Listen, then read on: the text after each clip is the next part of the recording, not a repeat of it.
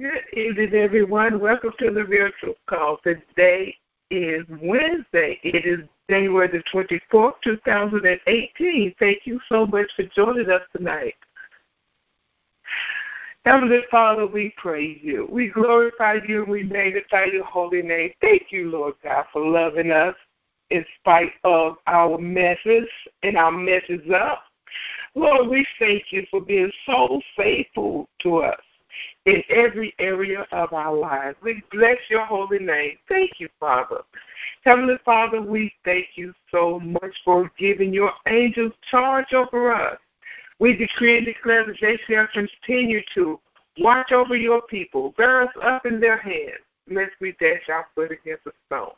We bless your holy name, Heavenly Father. Blessed be your holy name.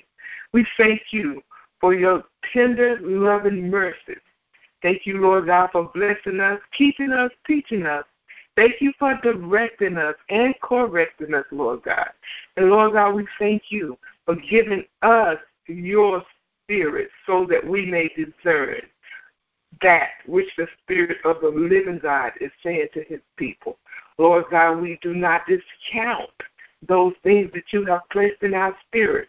And, Lord God, we go forth in this land being great stewards over that which you have commanded into our hands.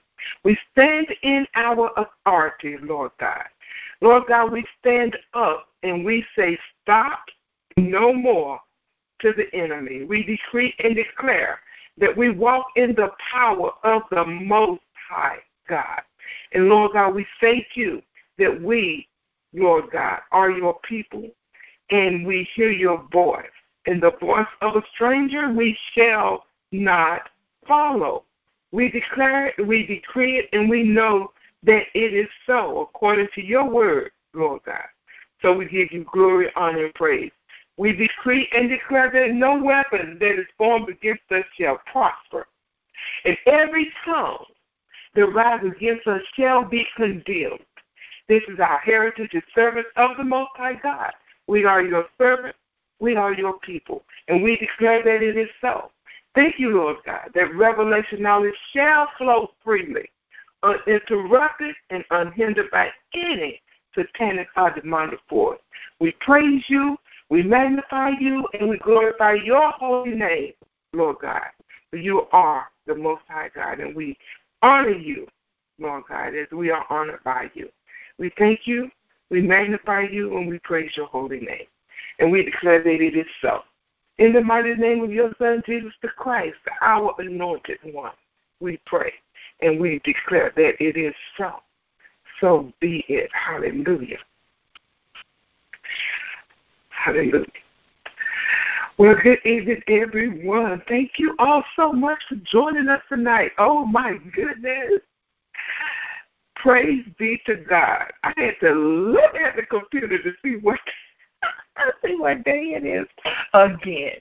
And I said last year that I wasn't going to do that again this year. I was going to keep up with the days. Okay, I'm getting started too early. Working too hard, so I got to back up already. And it's just the 24th day of the year. Oh, my goodness. And I forgot. I have got to back it up. Lord God, send me help.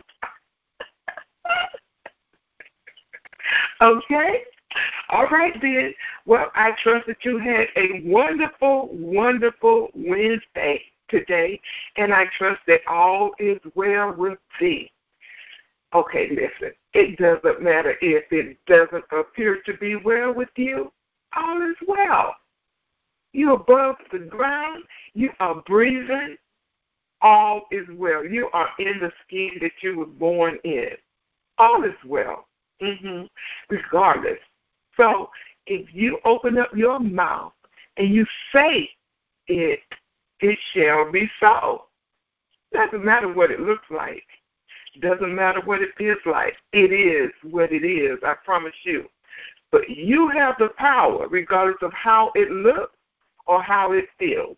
You have the power in your mouth to change those circumstances by opening up your mouth and saying that it is so. If you have not done so, go through our archives, and there have been teachings that we've done on this call that will teach you how to take authority over your life with the words that come out of your mouth. You must be careful to speak that which you care to create, because your words create. Why? Because you are a speaking spirit, made in the image and the likeness of the Most High God. Blessed be his holy name. So, our website is it's not, because we changed it. It's realtruthuniverse.com. Realtruthuniverse.com. You can contact us. Breathe a little bit. Okay. Oh, my goodness, I'm so excited. So you can contact us on our website by clicking on the contact button. And there you can complete the little form and contact us from there, okay? Thank you, Smarty. How are you? I am fantastic, and I'm excited also. What up? What up? You already know. We're going to change the world, whether others like it or not. God is great. It doesn't matter. God is great. Okay, so our website is realtruthuniverse.com. Make sure you take an opportunity to look at the audios, the videos, the articles, the photos. Tap into that information. Learn what you can. Get yourself ready for a shift that's taking place in this planet. On this planet, because we're not in it. Praise be to God. On this planet. So, take the opportunity, okay, to make sure that you access that information, and guess what? Dig deeper and deeper and deeper, okay? Dig deeper. Go and research the articles that have already been researched. So that will assist you in your transformation process. Okay? So renew your mind and let's get this thing going on. Okay. So I would like to welcome back Bernard. Thank you, Bernard, for letting me know you are back. For those of you that remember, Bernard is one of our guys that was working with us with the TDAs, and he had a little health crisis, but he just sent me a text that said that he's back. Guess what? Because his wife took control, and she was like, you are not getting, oh my goodness, you are not getting on these calls. You're going to get your health back on track. I love her. That's right. Get it back on track. So he's made it back into the call tonight. Welcome back, Bernard. Yay. And thank you for the intercessory prayer team that has been praying diligently for me, the Real Truth Callers, and for Bernard, because a couple of weeks ago I called Lewis and placed a special request, called Miss Essie, placed a special request for prayer for Bernard, and Bernard is back. Yay! Praise God Almighty. I'm so happy for you, Bernard. Thank you so much. Thank you for letting me know. Oh, my God. That's what we want. Results, Lord God. Results. Talk is cheap. Action speaks louder than words. Okay? So, let's see. Tonight, we have a continuation from last night. Jared will be here, and he will be answering more questions. We had the Real Truth Callers and guests, and we also had the Twitter followers to send in questions to realtruthchatter.com, and that was posted yesterday. So if you had questions, you were requested to send them to realtruthchatter.com.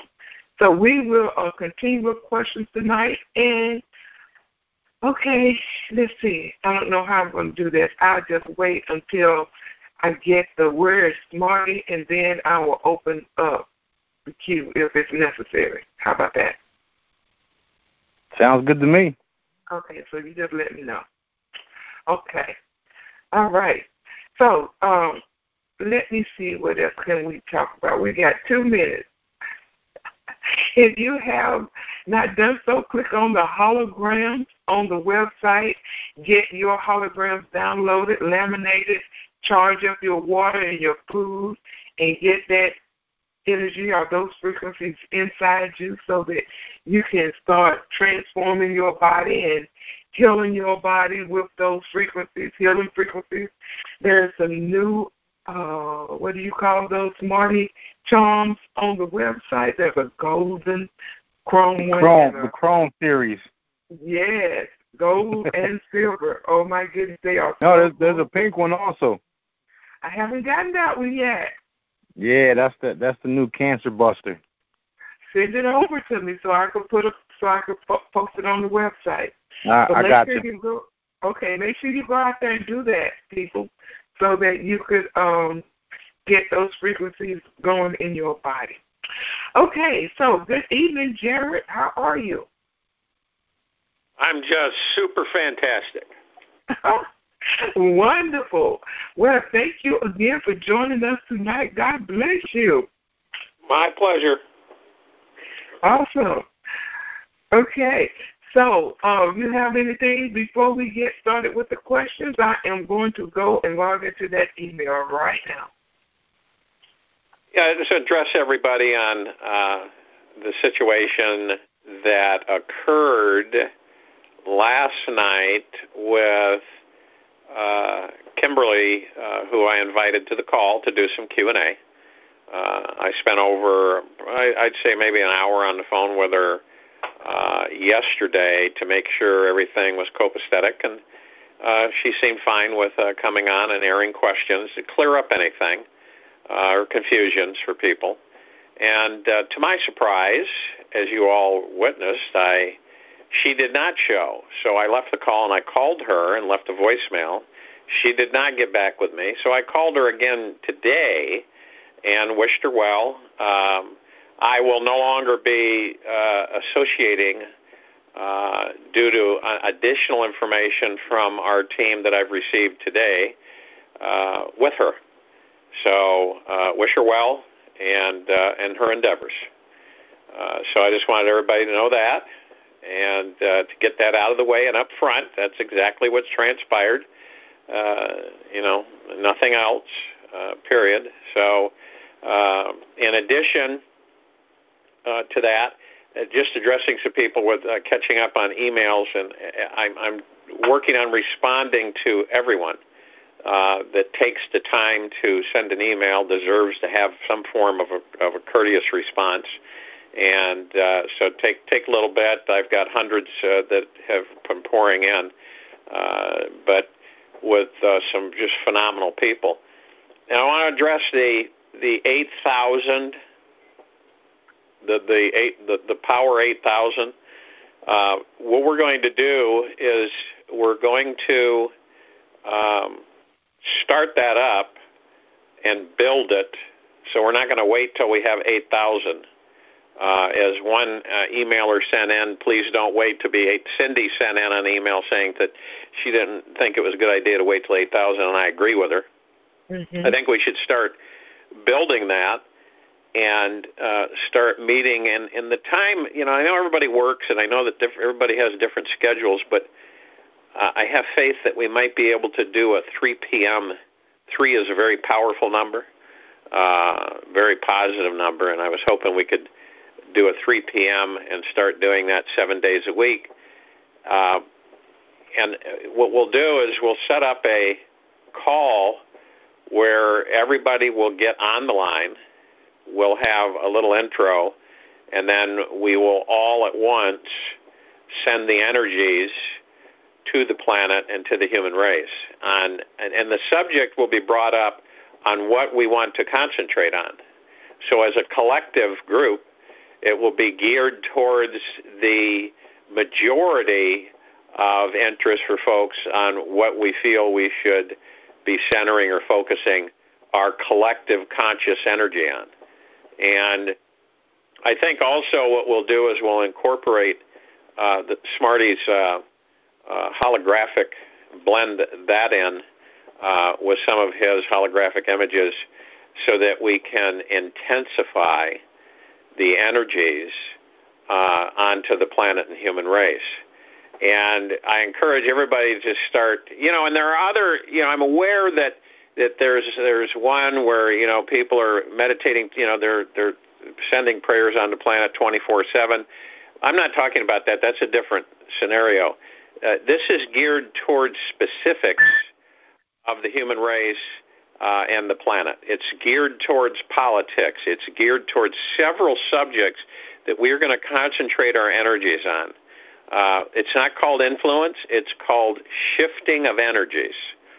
And most of it's transcendental meditation. We'll get into that at a later date. But concentrating and sending those thoughts and visually sending those thoughts for the betterment of humanity and the planet. Whether it be, let's focus on the oceans, let's focus on the land, let's focus on the sky. Let's focus, whatever we focus on, let's focus on the sun.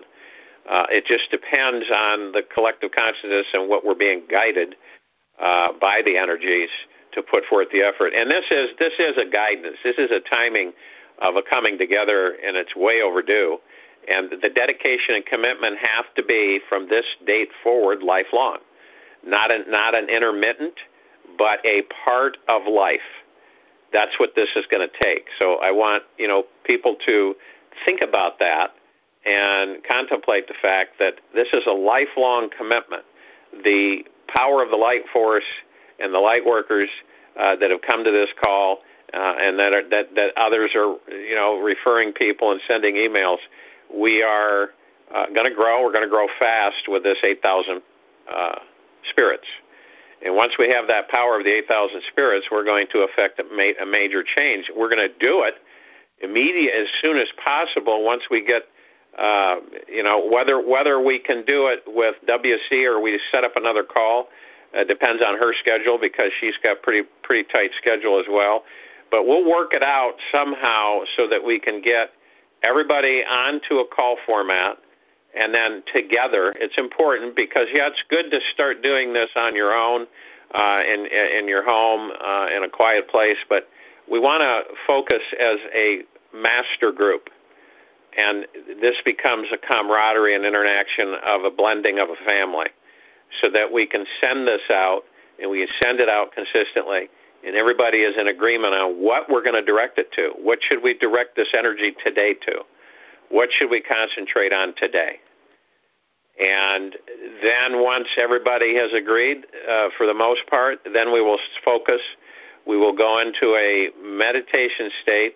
I will give a visualization. You can visualize your own direction, but as long as we are focusing on that particular subject at that particular time, that's fine.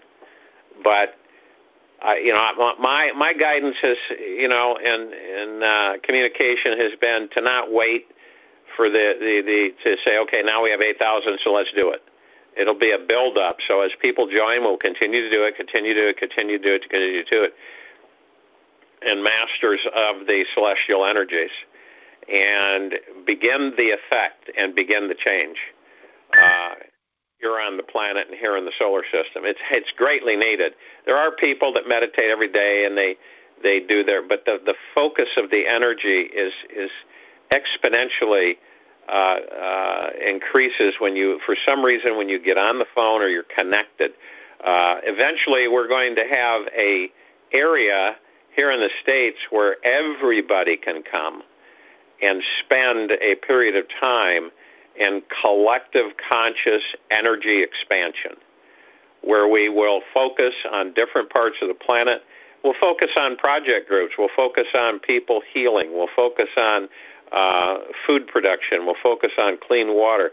Many things. Focus on the elimination of diseases. We'll focus on production of medbed. We'll focus on production of energy devices, of the different technologies, expediting that, and bringing in additional people. We'll focus on the well-being, emotional well-being of life on planet Earth. This will be a huge transitional experience for a lot of people. A lot of you have been preparing for this for a long time. In some of the emails I've read on the journeys that a lot of you have had, how you've been guided, what you've been directed to do, and I believe it all because it vibrates at a certain level of energy. Things vibrate certain ways, and you sense that. You don't usually say that to people in one-on-one conversation, but you pick up on it. It's beyond a sixth sense. It is like a spiritual, etheric connection that you can read the sincerity and honesty of people, and it works very well. And I know a lot of you have that ability.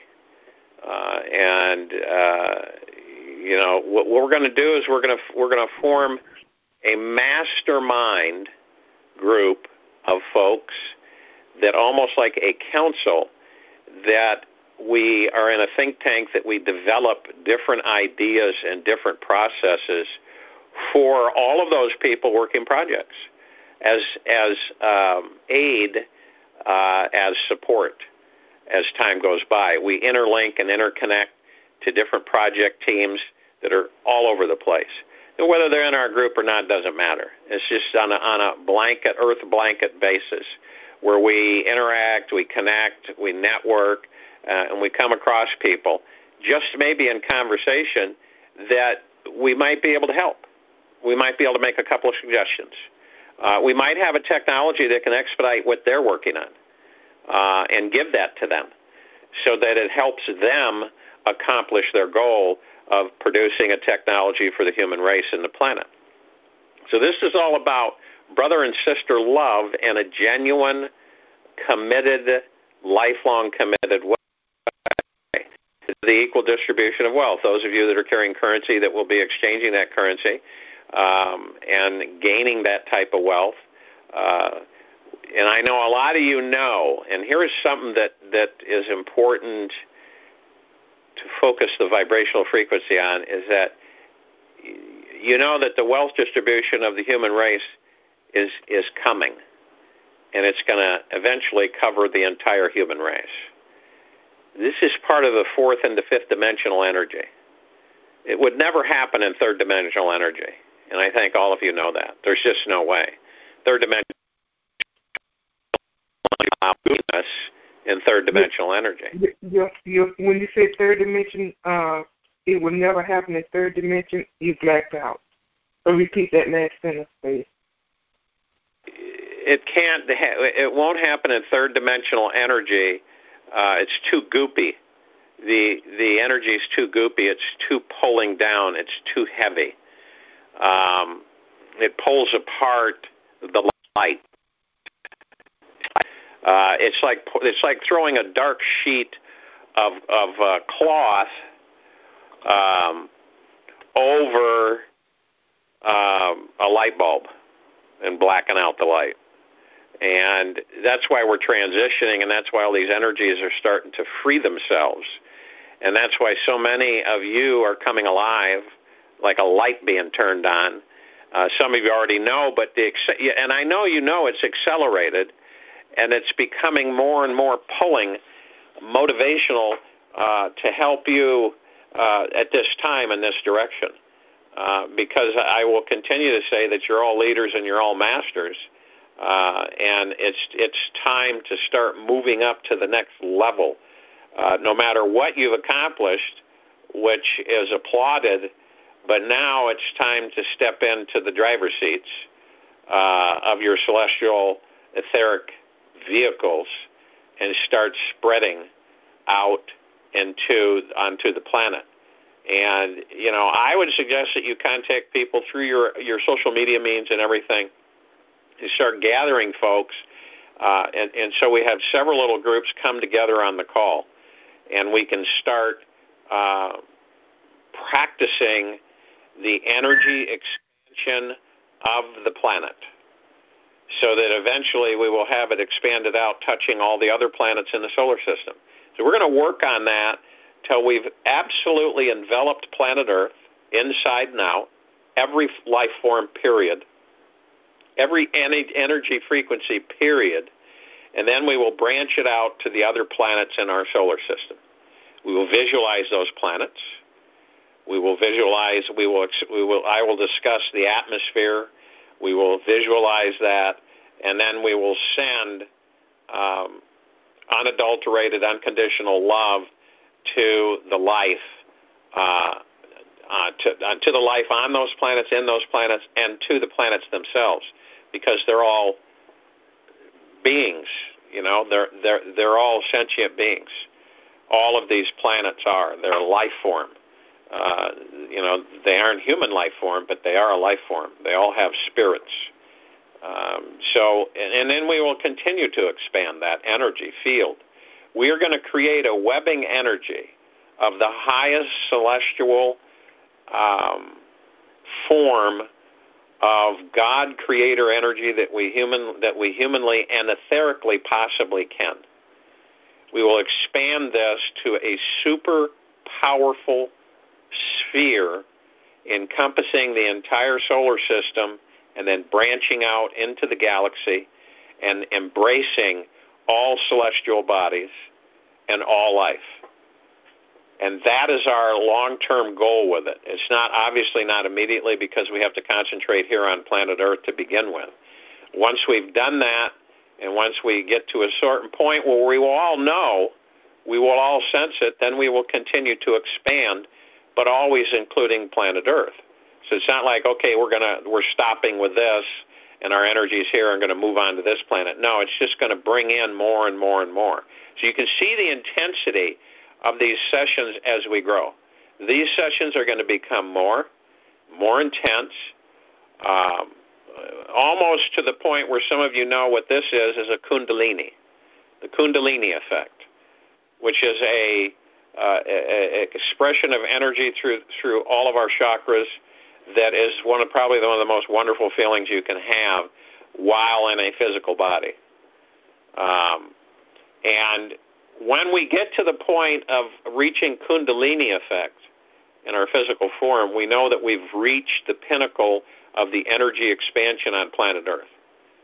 And some will experience that at certain times. They might experience it during the session or after. Maybe getting ready to go to bed, or maybe, it's just, I've had them where I've had to pull over to the side of the road because I couldn't concentrate, because they were so wonderful. And if you don't know what a Kundalini is, you can go on the internet and look it up, and you can get a lot of definitions and what it means. But it is phenomenal. So we're going to take this where it hasn't been taken before, ever. People always look at this meditation at a more of a smaller avenue, just contained here on the planet. We're going to branch this out throughout the galaxy, and then eventually throughout the universe.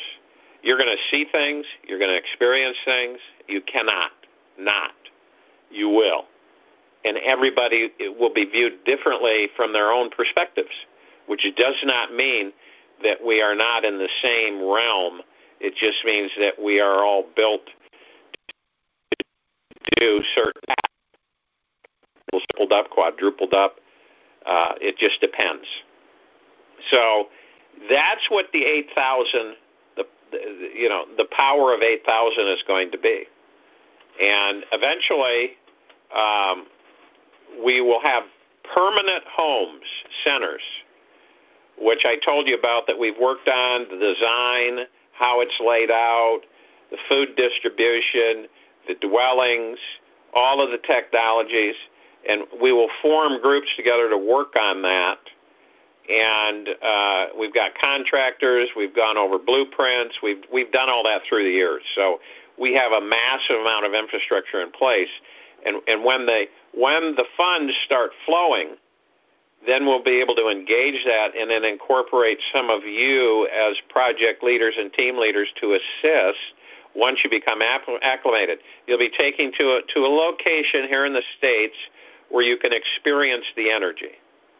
You first have to experience the energy to get balance, and once you've done that, then it's just going to be, I'm sure you'll kick into autopilot, but it'll be a tremendous experience.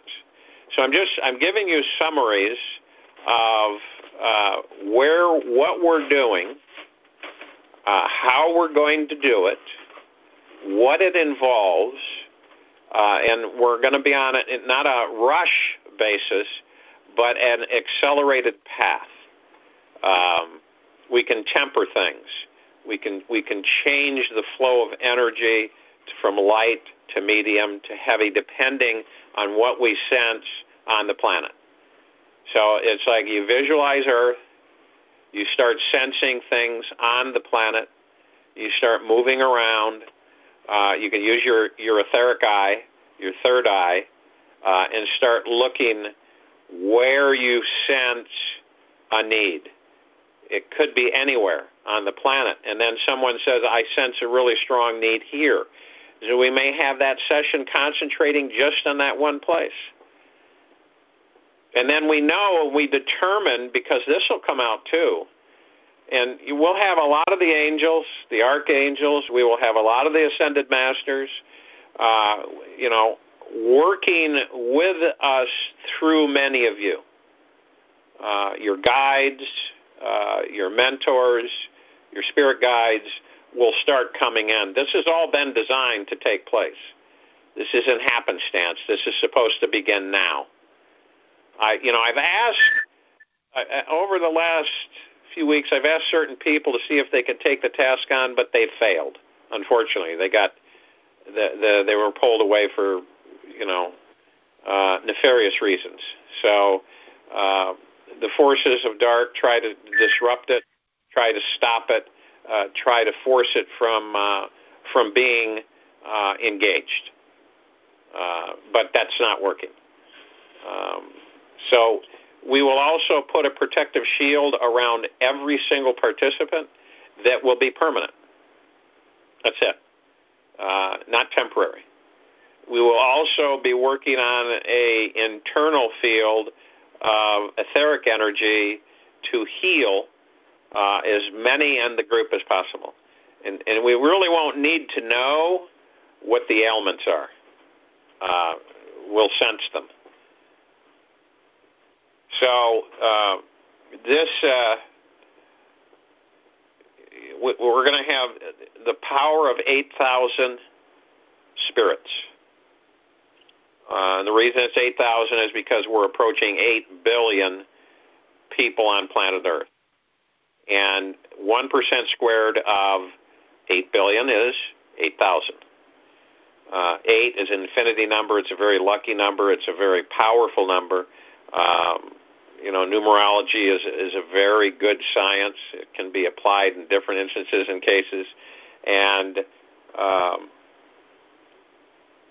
we have this innate ability to focus and know things. All of you know things. You sense them. Some of you, since you were kids, you've sensed these things. Sometimes they've been blown away by your parents, and you've been discouraged not to focus on that. And I believe with the new children that all of their imaginations should be nurtured, increased, enhanced as much as possible. That power, whatever you can imagine, you can create. That's the bottom line. That's a proven fact. So you imagine a bunch of young ones that know that whatever they think they can create. Now imagine that starting from a very young age and knowing and believing that. And all of them meditating in the same fashion that we will be doing on these calls every day. And some people go, every day. See, there's where the lifelong commitment comes in. So that's why I say people to take time to start thinking if they are ready for that type of commitment. And if they aren't, that's fine. So this isn't a, if you don't do this, blah, blah, blah, blah, blah. It's just not, you have to know yourself. You have to know and feel it, which is an important thing, because once you make that commitment, it's lifelong. You have to have that. You put that time aside to know that at that point, you come to the call, we do it. Eventually, like I said, we will be doing these sessions in person, and then what we will do is we'll do video connections via large screen Skype connecting or some other form of video format that we can pull everybody in and everybody together. We can put it into, put everybody into a huge area out in Sedona, different parts of the country, where we have a gathering place, and people all come in and spend a period of time there interacting and focusing on the expansion of spiritual energy throughout the planet. And it's going to grow.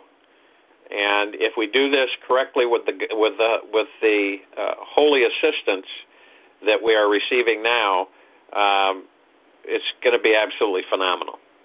It will be just mind-boggling. And I think that the human race right now is much more receptive than they ever have been to this effect. So obviously, we're looking at, wouldn't it be nice if everybody did that, but we're not at that point yet. The folks on this call know other people that are enlightened and know other people who know other people who know other people in your circles of influence. So I would suggest that you go into your circles of influence where you have people that you know and friends that are on the similar pages that you are. Obviously, we're still a minority, so I don't expect every Tom, Dick, and Harry to be on that same page, which is understandable, which doesn't make them any different or any less important than we are. It's just the evolutionary path of spiritual ascension. Some are in a certain place, others are in another place. So it's like knowing where you're at and what you're ready to do. Period. So why don't we just go into the Q&A? Okay. So do you want me to take any live calls as well? Yeah, sure. Yeah. Okay. So I'll bounce back and forth between the two. At least I'll try.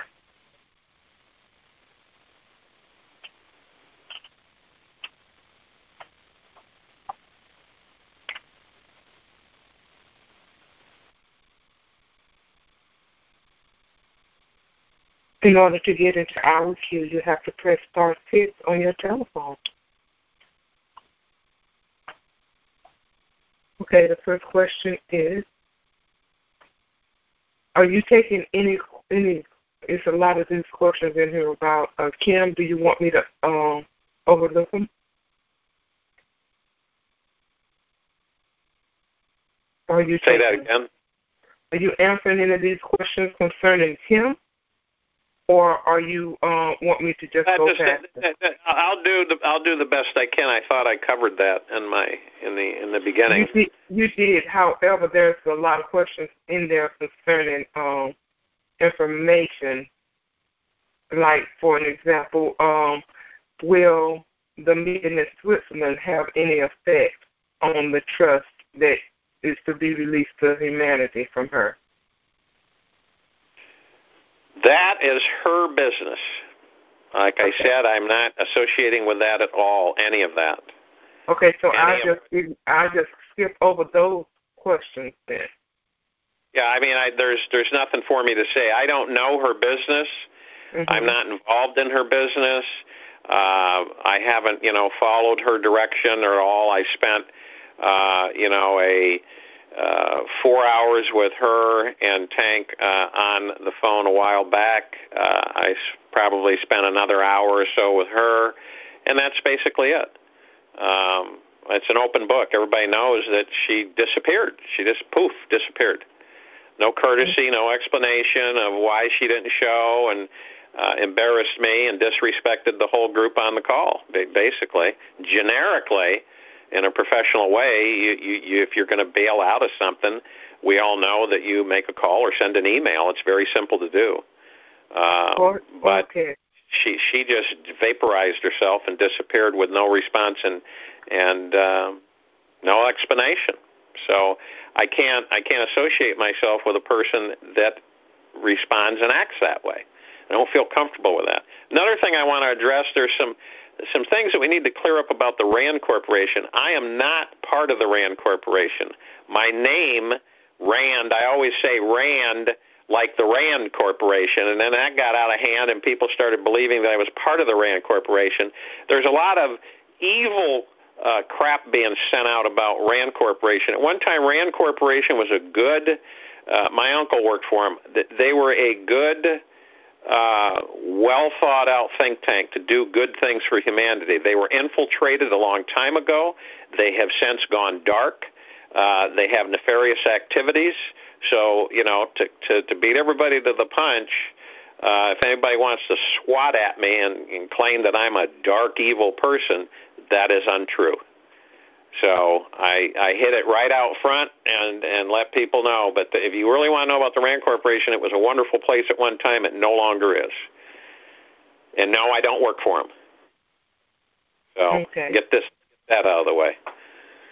Okay.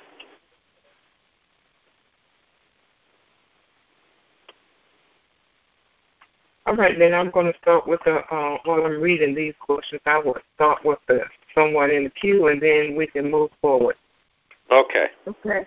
250. Hello, Dr. W.C. and Jared. Hi there. Hello. How are you? Hello. I'm calling from Canada, but I'm asking a question for somebody from the U.S. And regarding the med beds and your reaction internally when you're going through it and having gone through it, how do our souls react to the med bed was the question posed to me. And go ahead. How does the soul react to the med bed? That was what was posed to me, and I said, I'm not quite clear on that. And he said, well, I understand we're getting new bodies, crystalline bodies. I said, I kind of thought it was like our old bodies going to the car repair shop and we get like fixed up and all brand new and ready to roll again. But I don't know. Yeah, that's a great answer because that's pretty much the truth of it. That's the gist of it, what you just said there.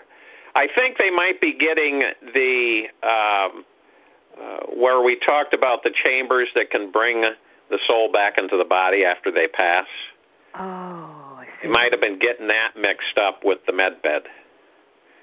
But there are, it gets confusing after a while, but there are chambers that if a person passes within a short period of time, within I think it's 72 hours or something, within that time period where the soul is still pretty much around the body, that's why when you get cremated, you want to make sure you don't cremate the body until after 72 hours. So the soul isn't caught with the attachment or stuck here on Earth and doesn't leave or doesn't have an opportunity to leave. That happens sometimes because they rush after the spirit leaves the body, and then they do things too quickly. So it can catch the spirit kind of like in a limbo. They become too attached, still don't know. They don't know they're dead. Let's put it that way. So, but the crystal chambers, those bring people back into the body and regenerate the body and the spirits back in the body. Now, that's obvious if the person didn't want to leave, they were murdered or something happened that took them when they weren't ready to go. A lot of us would like to go back in if we could and continue. But this is another off-worlder technology, which does exist. Now, when people ask questions about the med bed, you said it quite well. It's basically like a repair shop. You go in, you get redone. That's pretty much it. They've got other forms if you just want to have a limb done, where you want a new limb. You've lost an arm, you want a new arm. And you sit down like a blood pressure monitor and the system will will build you a new arm, period, or a leg. There's so many different pieces and parts that can affect change on our physical bodies that it's massive, quite frankly. It's like say that you're getting, you're really gray and you'd like to have your original hair color back. You get in a med bed, boom, you get your hair color back. You're starting to get age spots, don't like it. You're starting to get crepey skin, don't like it. You get in the med bed, boom, it's taken care of. If people understood plasma energy finitely, is that everything is plasma, so it's reformulated and shaped into different forms. So the body, basically being a spacesuit, so to speak, and all the organs in it are made out of plasma. So if you can conceivably look at that, and the plasma regenerates, reatomizes the body and the tissue. So it builds new tissue and new body parts in a very short period of time. The person goes into a deep sleep. They don't feel anything. There's no pain or anything like that. And the equipment does its thing. The person wakes up, and until then they can look in the mirror and see what happened. They're given a clean bill of health, and then we sit down with them and counsel them on eating habits, exercise, a whole clean education to live a whole different life. Some people, would say, well, I don't have sclerosis of the liver anymore. I've been cured. So now I can go start drinking, more quarts of booze and start it all over again because now my liver's fine. But there's more in educating on that to get people set on a much cleaner road. These habits and vices will leave them. They'll have a whole different direction, and they'll have a lot much more energy to spend on helping the planet and humanity. So if you get that's probably they got confused with those. Jared, so you mentioned that if someone get cremated too early, what about somebody getting buried really quickly? For an example, Andy Griffin died, and 5 hours later they buried him. What about that? Well, a lot of times, and I think a lot of people on this call know this, is that the spirit sometimes wanders around here on the planet, doesn't know it's dead. And it's usually because we rush things during the departing process. Just like you said, Andy Griffith, boom, they got him in the ground. 5 hours later. 5 hours, not even 6. So if you give 72 hours usually, the spirit has time to do a separation from the physical form. I mean, we've been in this physical body, and that's what we know. And we don't like leaving them that. We're kind of in a daze when we're finally out of the body. That's why a lot of times there's other spirits that you'll see, familiarize yourself, that you'll recognize that were in your life, or could have been a past life, that help you cross over, because you aren't sure what's going on. You don't know if you're dead. And that's what happens because the process is so rushed, and you don't give the spirit long enough time to detach from the body. And I've interviewed people that have had stories about hovering above their body and watching, the surgeons trying to resuscitate them and bring them back. They've had the TV program that, people that had NDE, near-death experiences, and what they saw and experienced. And this is why people say, why is it so different? It's always different from each person. They don't, they see things differently. That's a whole nother story, but there's influences there, and they aren't, and some of those influences are not good influences that influence us and trick us, period.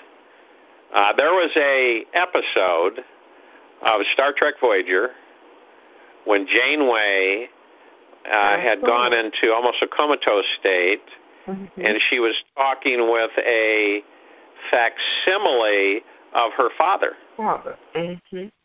And the father kept trying to get her to come with him. And she finally started realizing that that wasn't her father, but it was an entity that disguised itself as her father to seduce her in coming with him.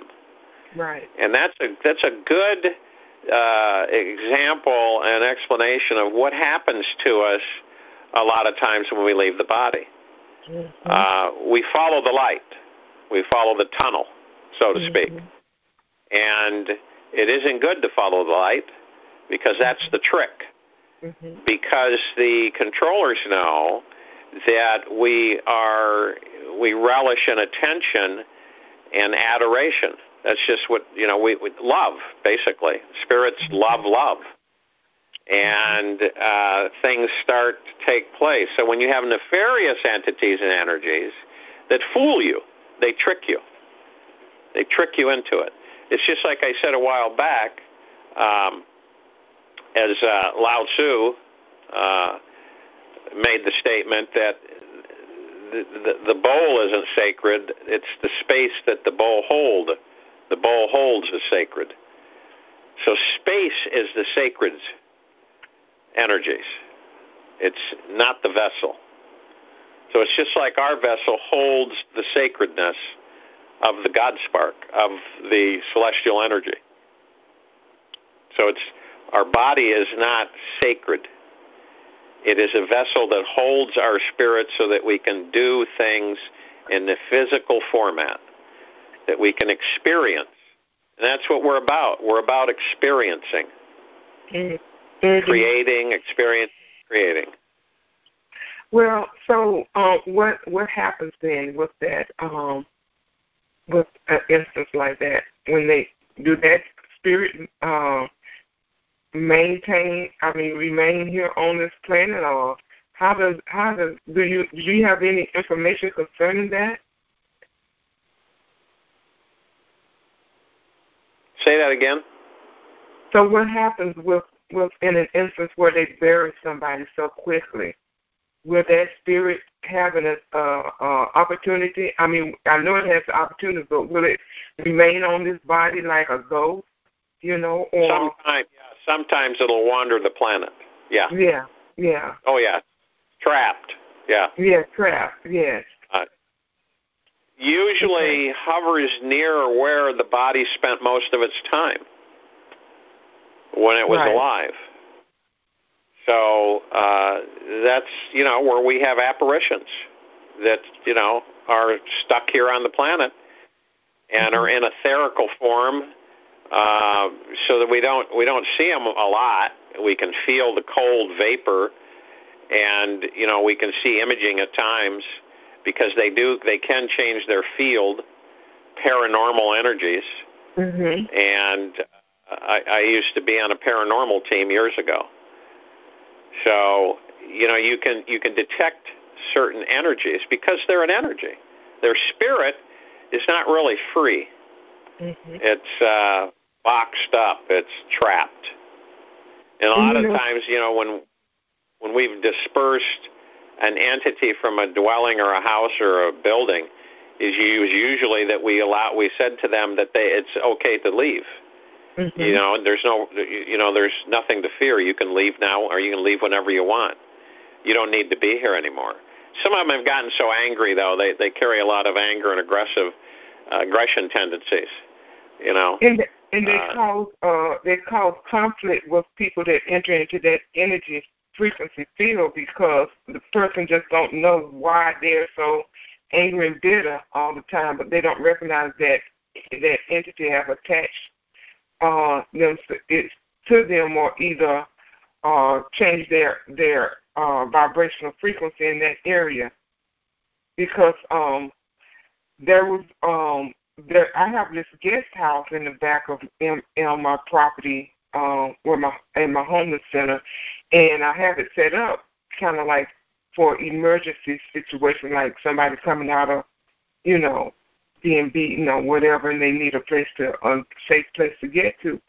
And I had this lady, every time somebody come there, they're so mad and angry all the time and bitter, and they're causing issues with everybody else.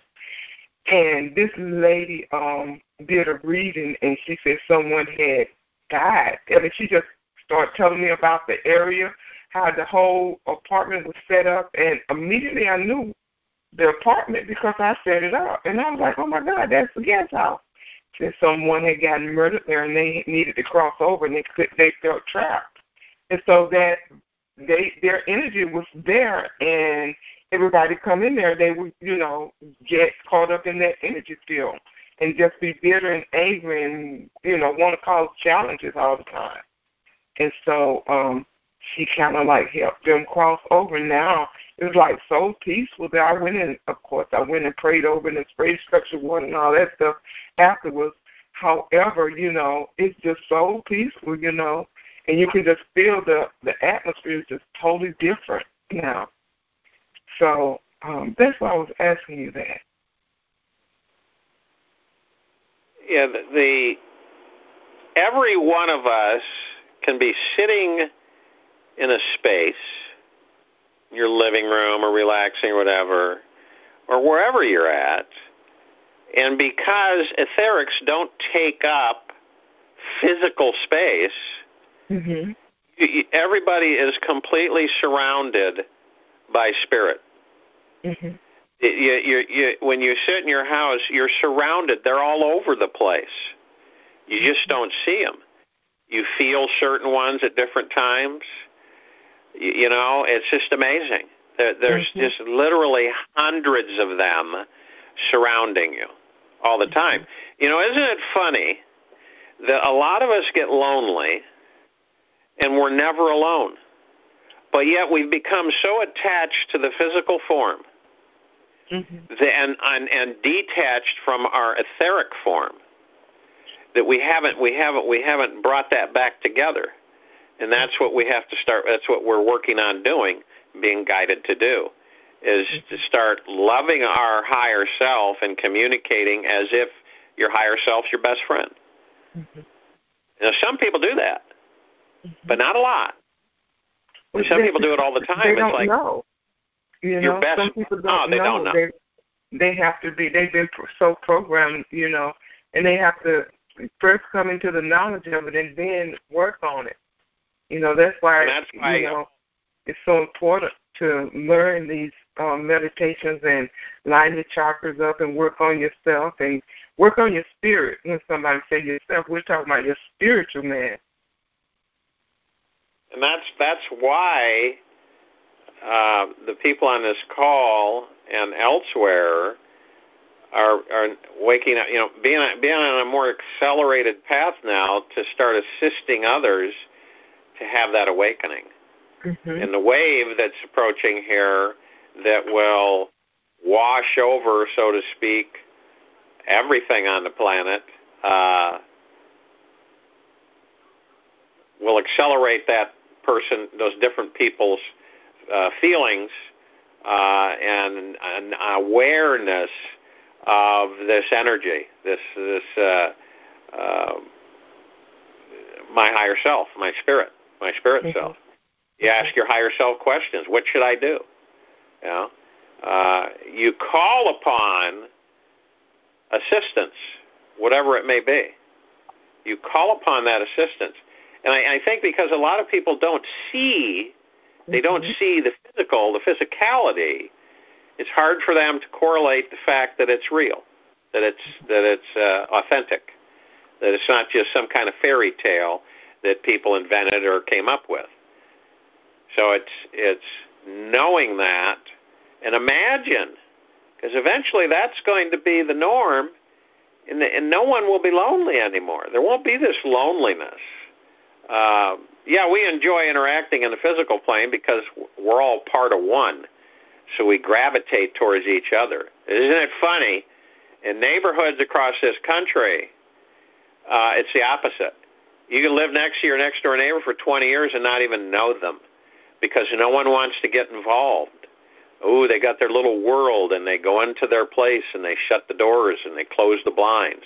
And for the most part, and there's exceptions, but for the most part, I remember back years ago in the 50s, they had the welcome wagon where a group of ladies in the neighborhood would get together and they'd put some basket and stuff, and a new person would move into the neighborhood to make them feel comfortable and accepted and start interacting with their neighbors. We used to do that as a people in this country. We were very friendly and accommodating, and we wanted to make people feel at home and give people opportunities and success directions. But we became cynical. We became fearful. Again, the fear that started pushing us into, the locking up the place and not interacting with others, don't want to get involved, don't want to know, don't want them to know about you. And it's changed a lot of things. And it'll be nice to see we go back to that. We get back to that. Well, I just have to, I have to confess, I don't remember that. I only saw that on the TV programs. I must confess that I was that generation that probably started that, because whenever they came into our neighborhood, me and my cousins, we beat everybody up. We beat them up. That was our welcome. It was like a fight. Take them. So I probably was in the generation that started that mess, because we would fight all the new people that came. That was the welcome. We were the welcome wagon. So it was a different story then. So I apologize. Yeah. Well, the neighborliness, getting that energy back together again is going to be really good, because you know that you're watched out for. If you have an emergency, need something, and anybody in that neighborhood, Mrs. Johnson or Bob down the street needs some help, or you help each other. It's going back to the more of a meritocracy type of an environment where we help each other. And it'd be a good feeling. You're in your neighborhood, wherever you're at, and everybody, everybody. You don't have to intimately know them, but you know them, and they're committed to making sure you're safe and making sure you're taken care of, period. Like, you want me to take your dog out, Bill? You're sick. You don't feel well. Yeah, hey, Frank, could you do that? I'd really appreciate that. Camaraderie, brotherly love, that type of thing, where people are people. We don't have to hide anything. We don't have to fear that we're fluid in our interactions and caring and loving. Mm-hmm. Thank God for change, right? Oh, yeah. And growing up. Okay. Well, the question is, Mr. Rain, can you please go into, quickly if possible, can you please go into how putting this much money into the system is not going to cause a massive inflation? And I know you did that before, but that's one of the questions. Well, again, we go to energies here. It's a comprehensive type of perspective and point of view. If you do this, all these bad things are going to happen, okay? Or they're not ready for this, or it won't work this way, so we have to do it this way. Just like disclosure. Let's do the disclosure over the next 100 years. Let's not do full disclosure, because they can't handle the truth.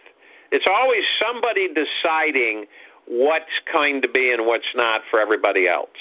And without everybody else not having a say or a voice in it, that's it stopping, that's ending. Because we do have a voice, we have a very powerful voice.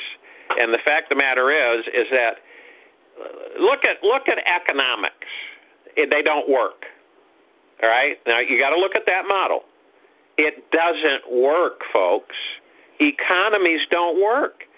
They fall apart. Look at across the country. Look at the economic destruction through the generations that have been caused in this country. The pain, the sorrow, the anguish, the fear, the stress. Because of this, Wall Street crashes, everything goes to hell in a handbasket. 1973, the oil embargo. Those were all engineered. All engineered. Everything is engineered. for society. So you control, when you control, and you're an evil group of beings, and you control the monetary system of the planet, it isn't in favor of you. It was never designed to be in favor of you. It was designed to enslave you. Doom and gloom, economic outlooks look bad, points are going to drop, we're in trouble, massive layoffs. Think of how many times in your life you've seen that. Not only in this country, but all over the planet. It doesn't work. Wall Street doesn't work. You know why? Because it only makes a handful of people wealthy, and the handful of people wealthy are selected by those who control the planet. That's the bottom line. If you don't do what you're supposed to do, you're not going to be wealthy. You're not allowed to be wealthy. That's the way it works. Doesn't matter. Because they don't want equal distribution of wealth for the human race. They don't want it. They want the opposite. They want this, but even worse.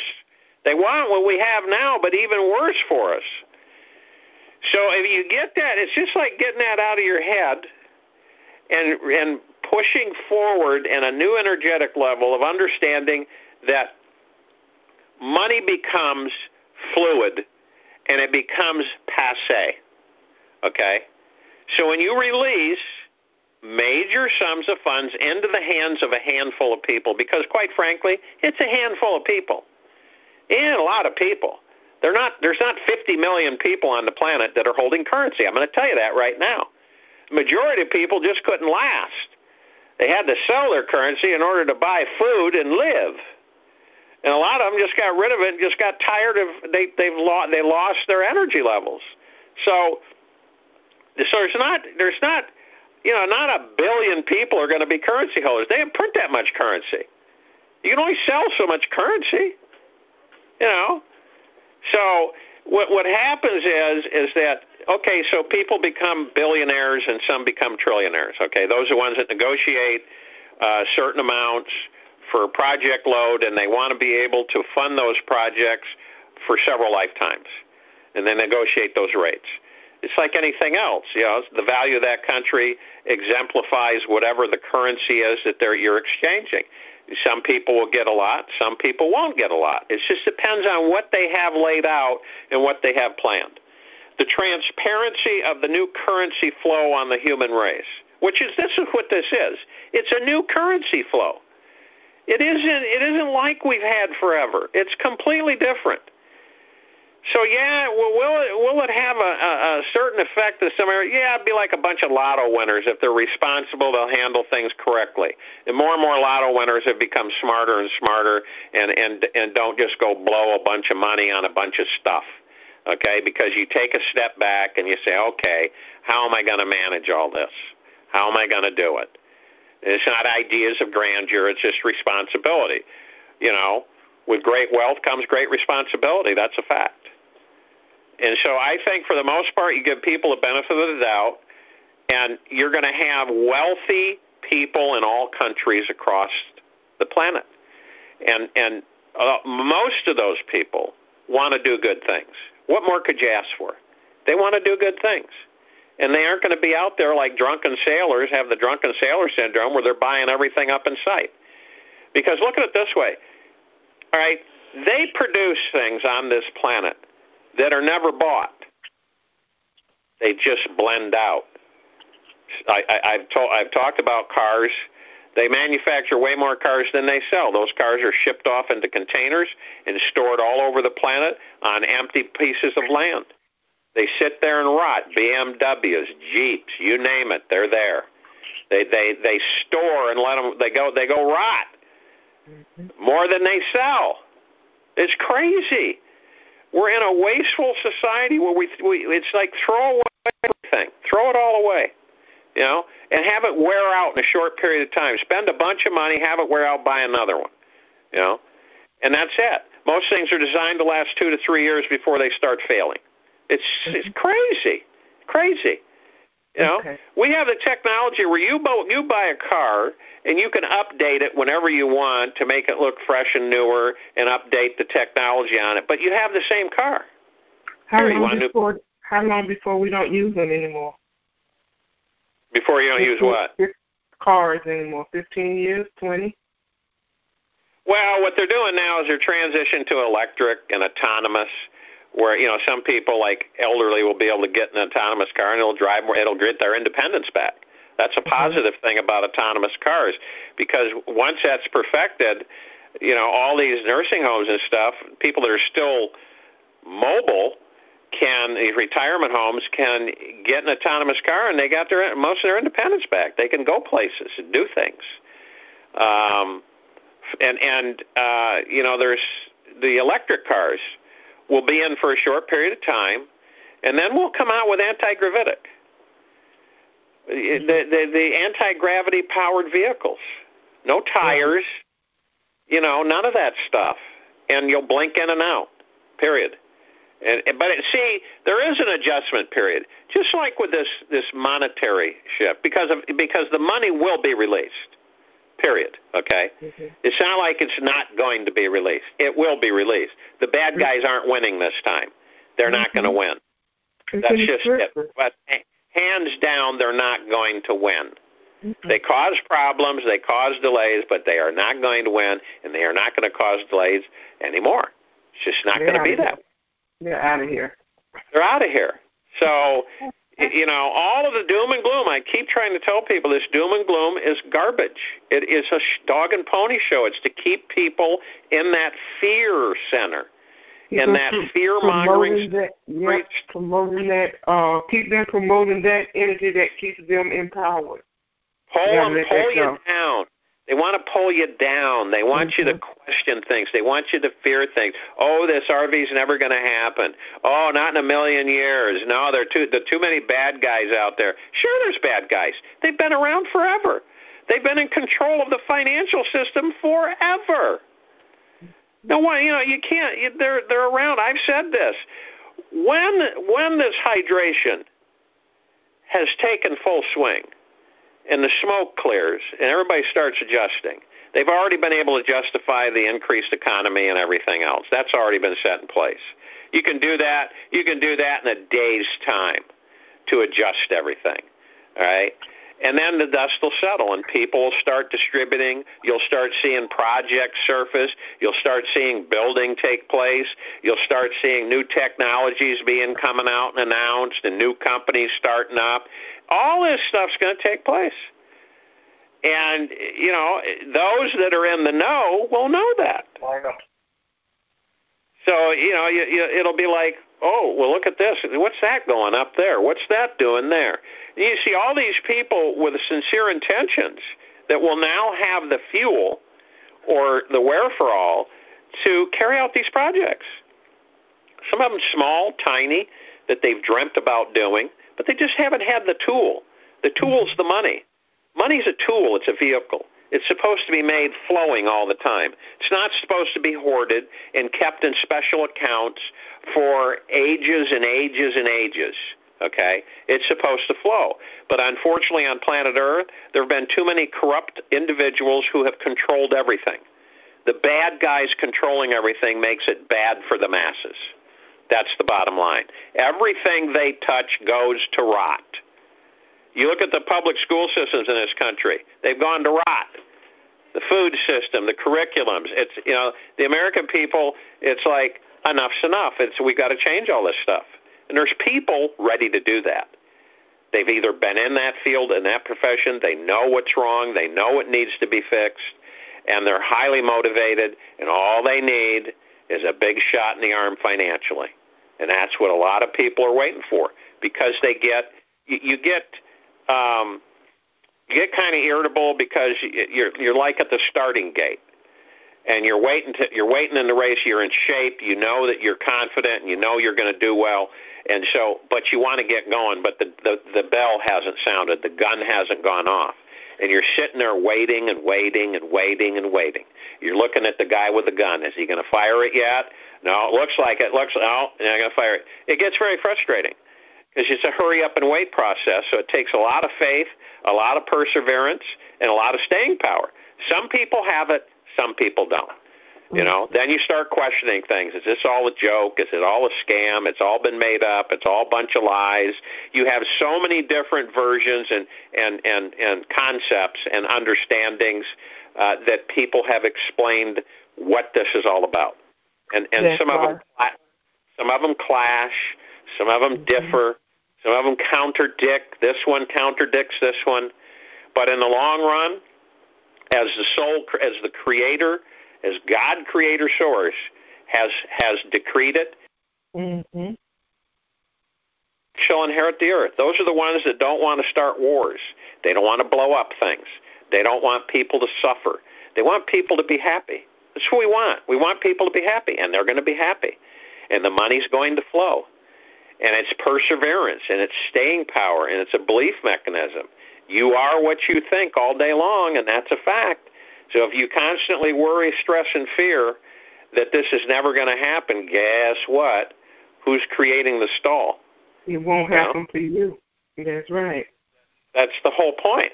And that's why people have been so dangerous. You're walking on dangerous ground when you're in that process of that fear grips you in your gut, and it says, what if this never happens? What am I going to do? What if I never have this? And then the anger comes out, and the aggressive tendencies, and the slamming and blasphemy that comes out on communications, you know, the striking and the anger. And that's why I talked about last night, the anger, put it in the direction of good, of something that's going to accomplish. And people learn how to do that. Okay, I've got anger coming up. Where am I going to put it? Where am I going to direct it? You know? Am I going to go shoot a few hoops on the basketball court? Am I going to go run around the block? Am I going to throw some iron around? Am I going to draw something? Am I going to go dinner? Am I going to go hug somebody? Am I going to meditate on something good? Where can I put angry energy, hateful anger energy? I want to destroy someone because I'm so upset that things aren't happening. And I don't understand why they're. When's it going to happen? When's it going to happen? And when you're a type A personality, it's even worse. Well, the controls, the heavenly control mechanism is firmly in place. That's the guide. That's that's the boss on what's taking place. So, you know, you talk about the economy, and I've had that question asked so many times. It's going to destroy the economy. It's going to wreck everything. It's going to totally tear society apart. No, there's not enough people that are going to have the wealth. And the majority of people have been so educated for so long, for several years, on what to do with the money. You know? And look at the economic structure of the planet now. It isn't good. It isn't good. You know? It just isn't. It's the worst it's ever been. So guess what? The shot in the arm's great. Then you have inflation drop, and you have devalue of products and goods and products. And you have this money that comes in. There's trillions upon trillions and trillions of dollars that are being brought back to the United States, to the people. There's thousands of trillions that have been stolen from these bandits and these criminals that have ran this country and the planet into the ground. I mean, come on, you know, and does anybody honestly believe that something lasts forever? It doesn't. Even us as spirits, immortals, outside this body, eventually we go back to the soul's head. We go back to the Godhead. We're reabsorbed. Eventually. There's always a beginning and there's always an ending. And once you understand that, it's just like this global currency reset. This is just like the restructuring of governments. There are groups of governments on planet Earth that no one is privy to. Not yet. No matter how powerful they think they are, no matter how plugged in, no matter what knowledge they've had for years, they don't and aren't aware of. Period. And these are designed, this was designed eons ago. This was designed thousands and thousands and thousands of years ago, way before anybody was here today. And this has all been engineered. And now it's taking place. The liberation of the human race. It's been in the works for a long time. It's been happening for a long time. Transition's been going on for a long time. It's coming to a head. There's going to be we talk about massive changes. We talk about massive changes, and then people say, what's going to happen to the economy? See what happens? Oh, the economies are going to blow up. Everything's going to be bad. Can't handle all that money. See? What happens when you have a lot of money? You get to a certain point, and it's redundant. It's not a big deal. I keep telling you that. It doesn't take long. Let's look at it this way. If you took 100 TZM and you would exchange that 100 TZM for 18 cents per unit, that's $170 billion. $170 billion. Nobody has ever had that kind of money. No one's had that kind of wealth, literally. People say Bill Gates. No. Are there trillionaires on the planet? Sure there are, but you don't know who they are. They're not famous. So what happens is you become private. You don't want people to know what you have. And then you start worrying about your well-being. So think, all these numbers being shot around, all of this just massive, massive wealth. What are you going to do with it? Can't spend it in 10,000 lifetimes. There's so much of it. So then what do? Well, you've got projects, we've got groups of people on the planet that do good things. It's going to take a lot of work to affect the change of almost 8 billion people. Believe you me. It's never been done before, even close. All the projects in the world, we need millions of people working overtime. If you just took America with its crumbling infrastructure, all of its bridges and roads and wastewater treatment plants and facilities across this country, all the neglect that the bad guys have done trying to destroy this country, trying to rip it apart, turn it into a third world country. Imagine all of the effort and the massive amount of money that it is going to take, not only money, but labor from people to rebuild all of that infrastructure. It's unreal. It's just mind-boggling. And if anything, it's having enough people to carry out the mission. And I don't hear a lot of people talk about that, but that's a building block. That's a structure to say, okay, here's our game plan. And I'm so happy when I see people that have well thought out projects and they really, really have got their act together. They're fearless. They aren't worried. They aren't pessimistic. They're optimistic. They're very positive. They're driven. And they're going to accomplish this. That's the bright light. I call these are all bright light people. When they walk into the room, it lights up.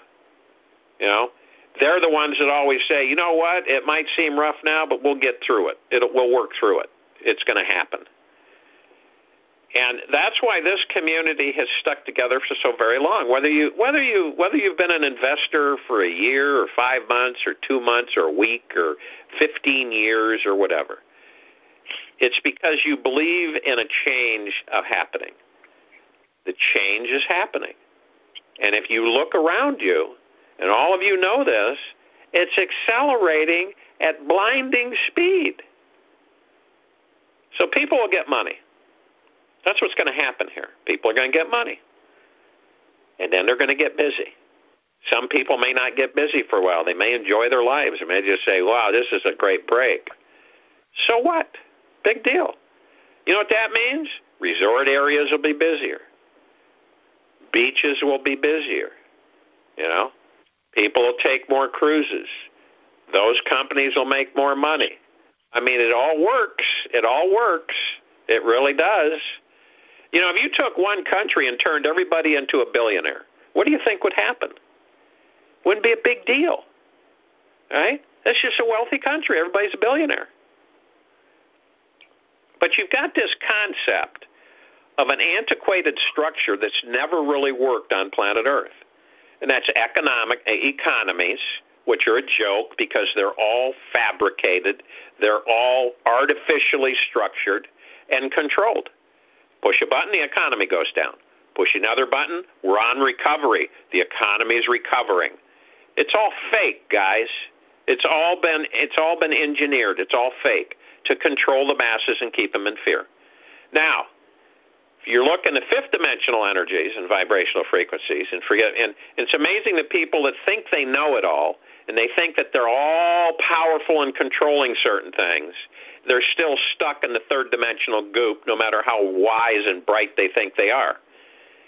And they don't even take a look at themselves and realize that. So, and that's because they've been dark influenced so much that they don't realize that the dark has such a high grip on them that they can't see the light, period. So when you have to, you almost say to yourself, I have to switch gears here. I can no longer look at the construct that that's all I know about this construct. It's all I know. It's all anybody knows. And it's fake. It's been engineered. So then you look at the fifth dimensional energy. And that energy is everybody being well off. Equal distribution of wealth. And there's so much on this planet, it's mind-boggling. So how do you distribute the wealth? Well, think about this. This has been engineered too. At the bad guys fighting it every inch of the way and sabotaging it and threatening to blow the planet up so it doesn't happen. That's how desperate they don't want it to happen. You know why? Because they won't be able to survive, because this is what will happen. Everybody eventually, the people on this call, those who carry currency, for the most part, will become well off, very well off. And then they have taken it upon themselves because they've had enough time to plan and look and review and experience, not only for themselves, their family members, friends, and all the people that have sacrificed and suffered, and all the hardships that have taken place, even before this revaluation and global currency reset was even around, before it was even around, before it was even a thought, before it was even engaged to happen. Okay? People were still dropping dead. People were losing their homes. People were suffering diseases. People were financially distraught. People were homeless. People were dying. All of that it keeps going on no matter what, all right, until we put a stop to it and we're able to change things. So we go into fifth dimensional energy. And so certain people have prepared and have on purpose. This has taken a long time to happen for a reason. It's on purpose. It's on purpose so people get acclimated and aware. Now they know a lot of people they can help. I don't think there's anybody on this call that doesn't know a lot of people they can help. 10 years ago they wouldn't have, but they do now. Conceivably short period of time. Understanding what it's going to be impactful-wise. So when you look at this in the fifth dimensional energy and you see what's taking place, those people, you, will be the stewards of the wealth that will be responsible for the equal distribution of it. So you'll see to it that people who did not have wealth will have wealth. But you won't stand on a street corner and just hand it out to people. That won't be the way. You'll figure out ways to give people the opportunity to be well off. That'll be a full-time job in addition to your projects. So you become lifelong humanitarians, genuine grassroots humanitarians, and you become lifelong philanthropists. Philanthropists give money away. You know, they say, here, I'm going to help you with this. Boom. All right? Humanitarians work projects for the planet and human beings, and they get social structures and so on and so forth. You have all of this energy that's flowing through all of you and is communicating with you is that this is what you're going to do. Now, it's up to the stewards, you guys, to figure out ways to responsibly distribute that wealth to those that are without. And how long will it take you to pay it forward? In other words, give enough money to certain groups so that they can do the same thing to other groups so that they can do the same thing to other groups. It's networking. So once you're able to do that, it spreads. And in eventuality, yeah, people make mistakes and they do wrong things, but that's pretty much expected. But for the most part, there'll be a couple of hiccups and glitches. That's expected too. But for the most part, it'll iron out and work out. And in eventuality, and I would say, in a handful of years, everybody would be well off. And then we'll start then projects will be blooming during that time, all over the planet. And some of the projects that people have planned and have dedicated a lot of man hours to and thinking and planning and structuring, they're mind-boggling. This planet's never seen anything like it. And so I look at it from the optimistic perspective, which everybody, if they're in their right mind, should be doing that, should try to motivate themselves to that direction, is that, holy cow, this is what I have to look forward to. These are the changes I'm going to be part of and affect the change. Now, if everybody's downtrodden and negative and angry and pissed off and this hasn't happened, it's never going to happen, all this crap going on, it's a scam and it's never going to come out, and all that energy is just hanging things down, weighting things down. It's like, here's another sack of potatoes I'm going to put on your left shoulder, seeing as how you got 3 on your right shoulder. Now I want you to walk up those stairs with all of that extra baggage. And don't slip and fall and break your knees. So it's a choice, basically. It's a choice. You either decide to be the optimist or you decide to embrace the pessimist and live that way. To me, I love being the optimist, and logically and realistically, you are what you think. I can guarantee you, if you take a person that always thinks, why me? Why does this always happen to me? Why do I have a dark cloud follow me around? They will always have that kind of life. Opposed to the optimist who says, I'm going to work through this. This will work out. I've got this problem. What's my solution? How am I going to what solution can I come up with to eliminate this problem? Now, I created all this myself. I created these problems, so I should be able to fix them. By making mistakes and making bad, poor choices and decisions, being influenced by others. So we literally have all of this power and control, but most of the time we don't know it. We want a better world. We're creating it. We want everybody to be well off. We're creating it. We want an Eden for Earth. We're creating it. And I'm looking forward to that. I'm looking forward to it. And that's not Shangri-La wishing. That's not, some kind of fairy tale that, that's not realistic. You're just fooling yourself. That's crazy. Materializing this through the power of your thought process and your spirit energy is creating all this change. It's whirling and whirling around all of us. It's just absolutely magnificent. Just stupid. It's just phenomenal. So, it's like I said, anything is possible. And the only way you're going to know what is possible is that you travel into the impossible. How are you going to know what's impossible? Till you get there. So people have said to me, how can you even think that all this is coming and it's going to change all this stuff? Because change is apparent. We're due on this planet. The human race has been in bondage forever. It's time to be freed. Those that have nefarious attitudes, the sociopaths, the psychopaths, the affected or the infected ones, won't last. They won't be able to function. All right? They have a choice to come to the light or be absorbed and repurposed. That's it. I'm telling you, the vibrational frequencies are changing so quickly on this planet that the bad guys are feeling it heavy duty, and it's not much longer where they will not be able to handle it. That's why you look at all this, you see all this freaking out going on, all this information flying out left and right. That was always there. But because of the powers were so powerful, the dark was so powerful, it kept it all hidden from everybody. Plus, the waking up of humanity makes it even more exposed. More exposed.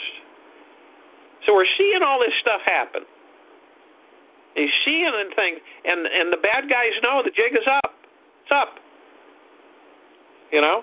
So it's like when we're doing our projects, and we're in our different cities and towns and villages and different parts of the world, we're dealing with local authorities, bottom line.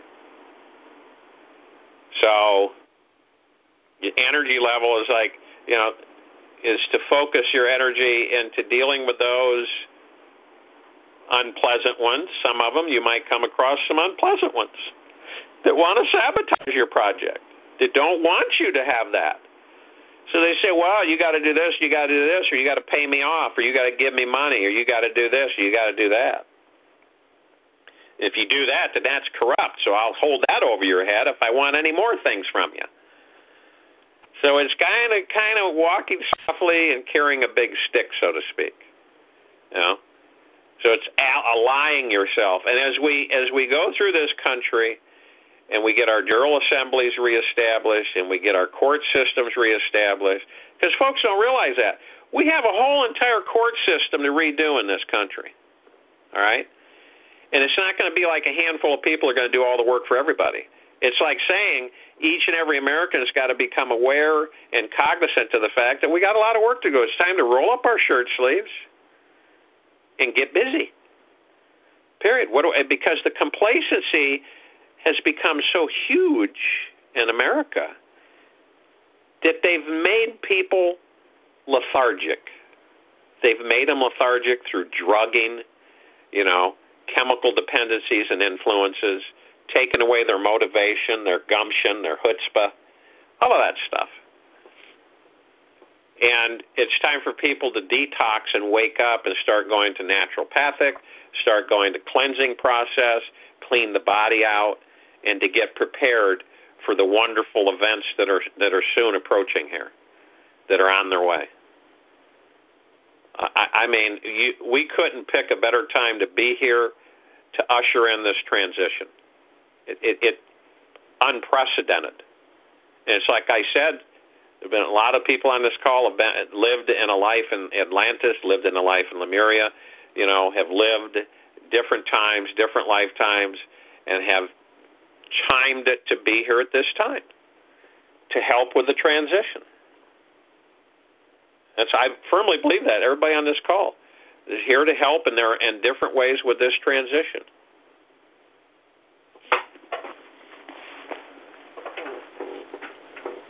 Well, how do you want to proceed? Just answer questions. You do? Okay. Okay, 415. Hey, how you doing, Mr. Rand? Good. I'm fine. Good to hear. Hello? I'm Hello. fine, too. Thank you for asking. Oh, that's 415. Mm-hmm. But yeah, Mr. Rand, I mean, everybody's talking about, oh, this is going to happen, that's going to happen, this deadline, that deadline, oh, this deadline doesn't happen. Everybody's talking all this stuff, but no, it never happens. It's unbelievable. I mean, the time is now. And you know, I mean, everybody is tired of waiting and waiting for the deadline, and then the deadline gets here and it never happens. And, you know, I mean, the time is now. And you know, I don't know how to really, you know, say any more than everybody's fuse is short. And if the med beds don't come out, well, whew, how many people are screwed? You know what I mean? Yeah, it is a real test of a person's mantle. If you look at the happenings with Zimbabwe, they're progressing to a gold-backed currency. If you look at the progressions, you're going to see Putin here is going to renounce gold-backed ruble. I mean, the gold currency is not going to happen. It's already happening.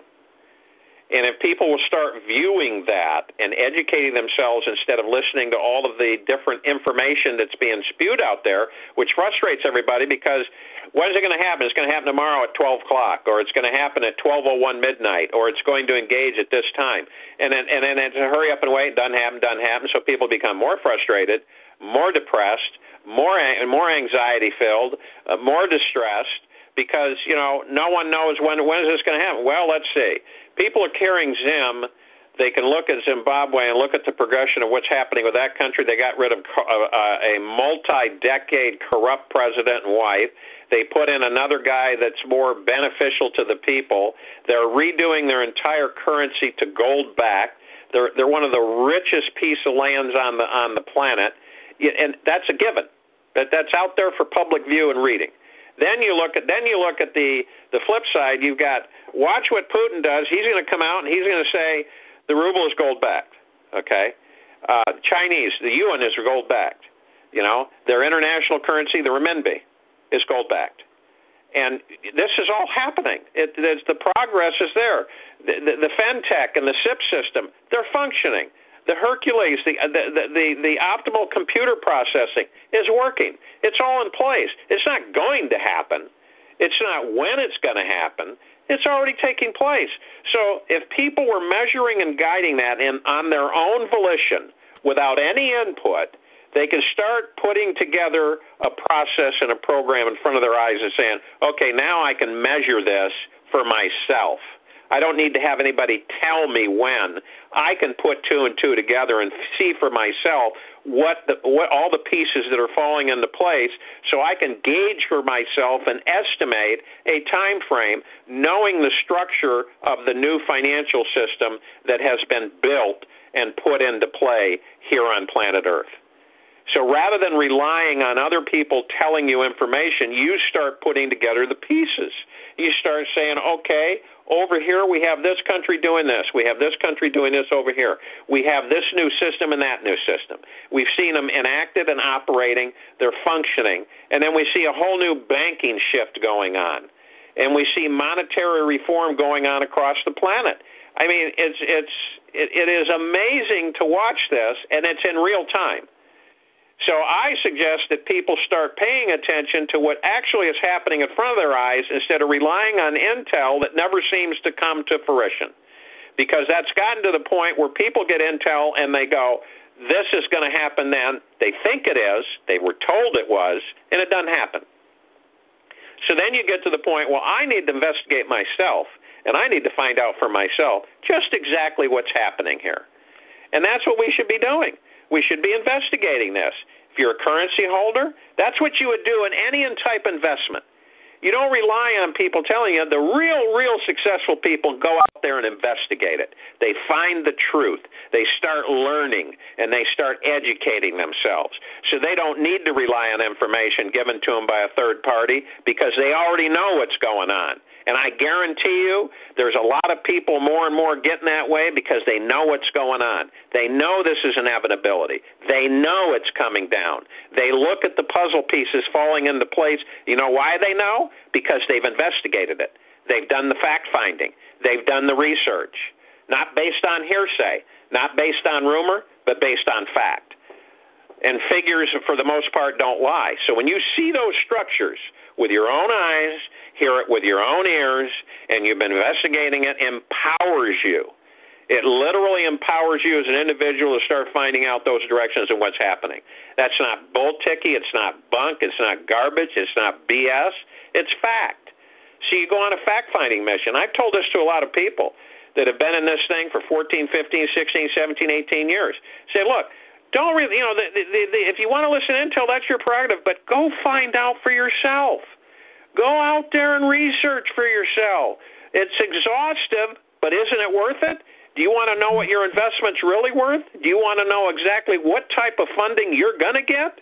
Then go out and find out about it. And that's what I tell people. And it doesn't take a rocket scientist to do that. It doesn't take someone who's a financial genius to do that.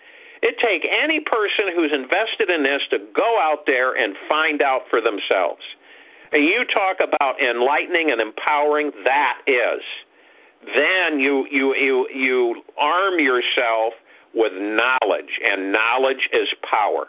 Ignorance is evil. And unfortunately, a lot of people out there have chosen ignorance because they just rely on someone delivering a message saying this is going to happen and that's going to happen, and then they look every day and it never happens. So then they come irritated, frustrated, short fuses, just angry all the time and belligerent at times, and it just continues, and it just keeps going.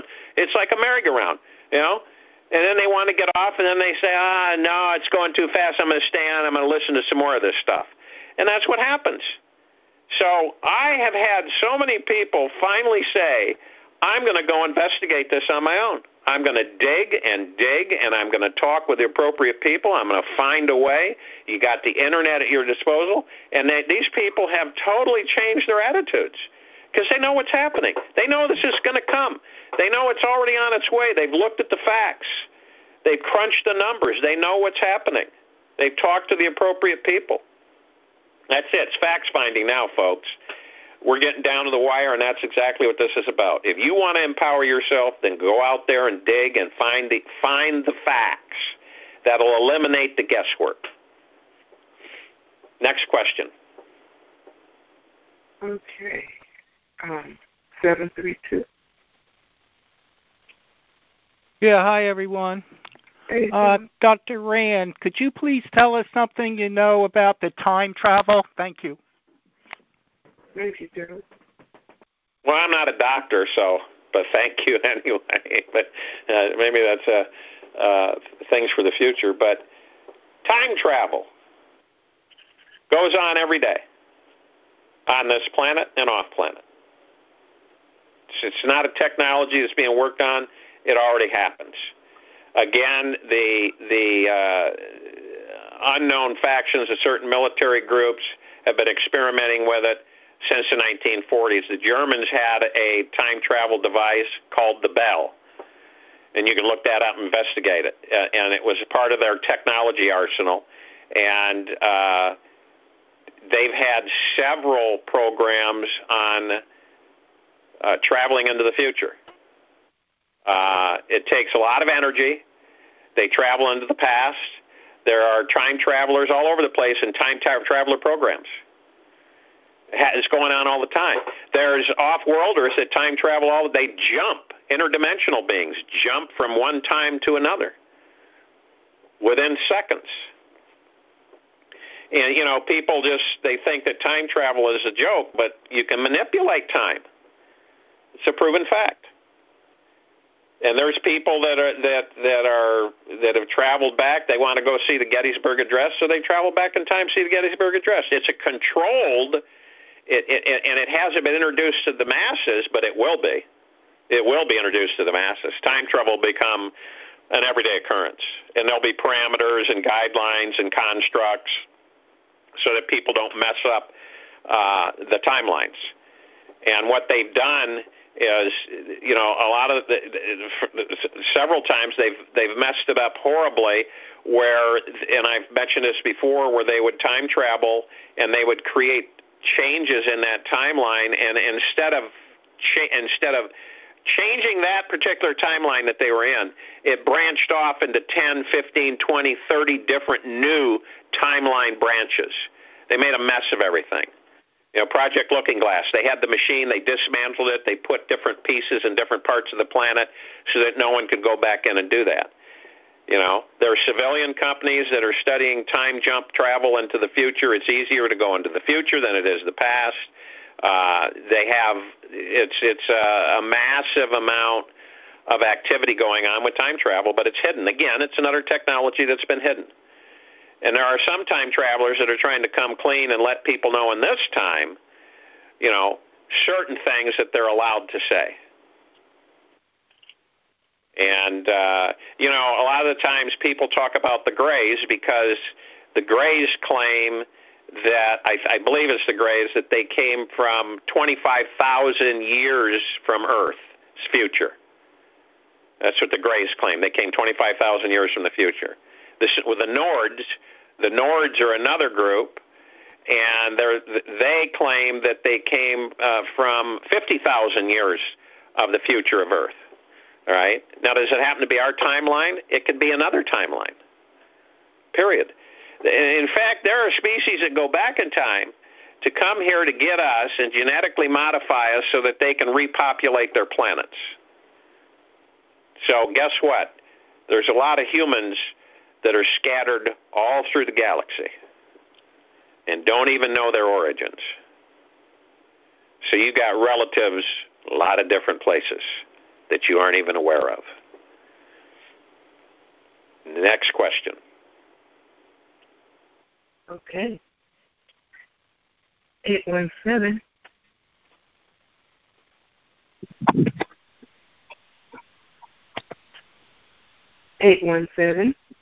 Hello. Hi. Hello.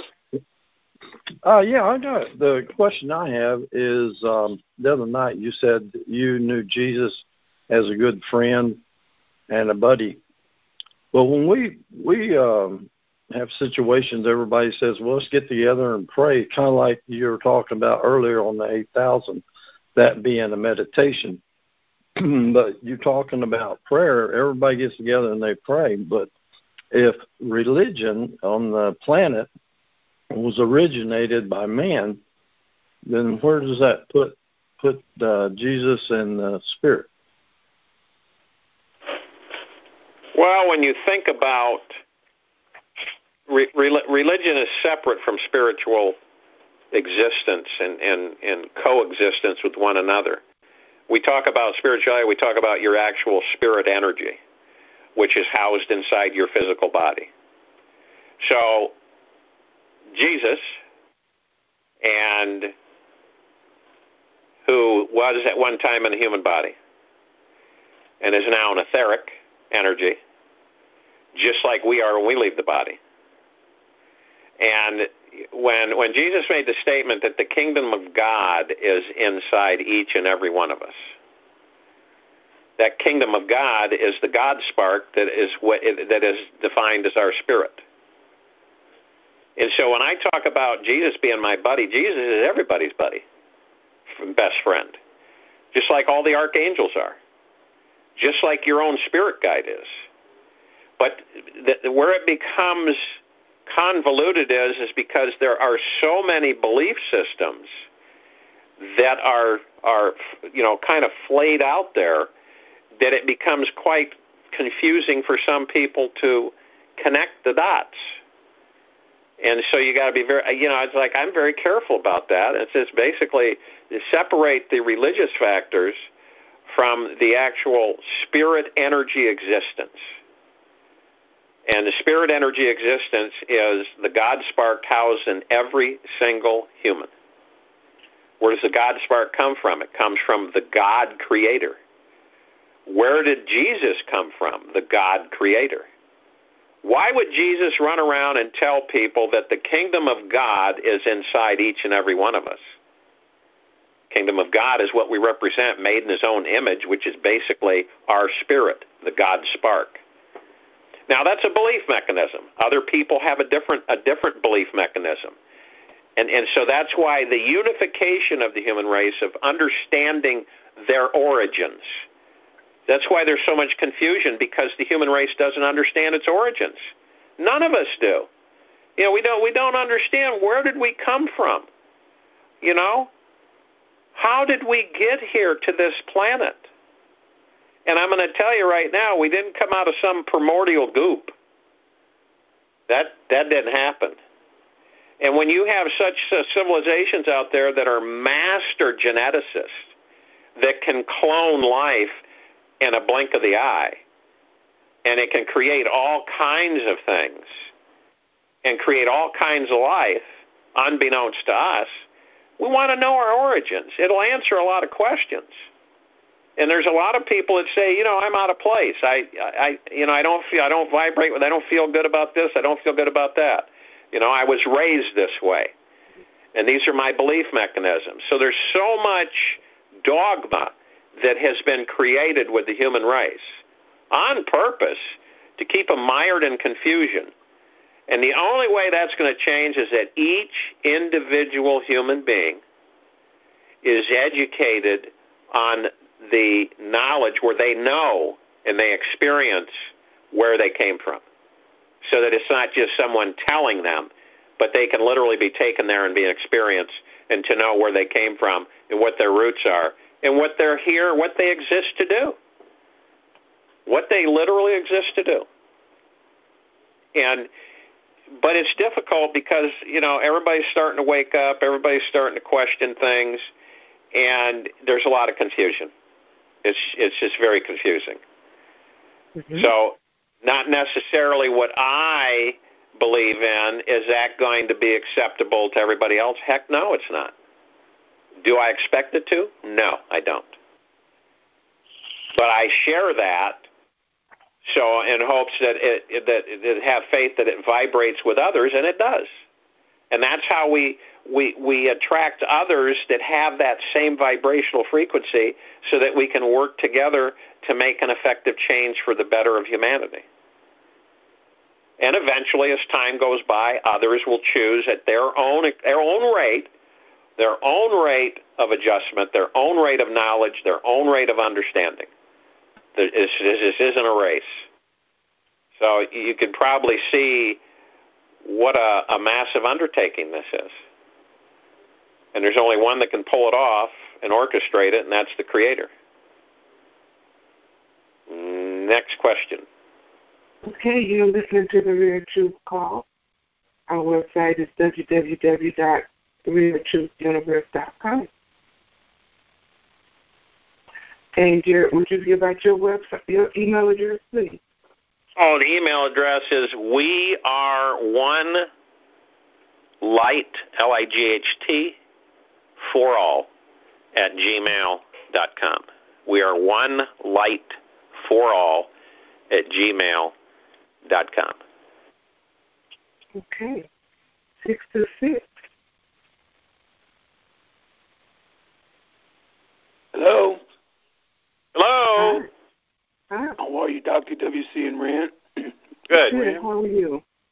Fine, thank you very much. I'm glad you gave out that email. That was one of my questions because I wanted to know, for example, if I have holding some currency and I'm developing project plans, can I be one of the 8,000 and still participate in my project?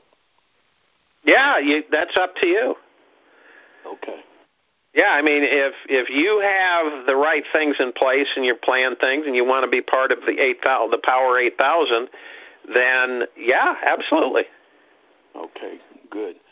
Yeah, there's you also mentioned assembly drill systems, reconfiguration of the, the lawful instead of legal systems in the country. I wanted to know how will the return of our state of birthright take place now that, BCs are being collateralized or they're in hoc or pledged to the system? How will we regain that estate? Well, we have to eliminate the Admiralty law, which is operating illegally on our land, and that's in the works of taking place. So there's more and more people gathering in groups that are reigniting common law, basically law of the land here in America. And that's what we started with, is law of the land. And then these crooks came in and converted everything over in time to law of the sea, Admiralty law. And the Crown of England basically have controlled this country for, just with the exception of a few years, forever. So that's why, things that we have to change. Let's get the peace flag flying all across the country. Let's educate the American people and give them the history, which has to come out. What kind of flag is that? That's our peace flag. That's when we're not at war.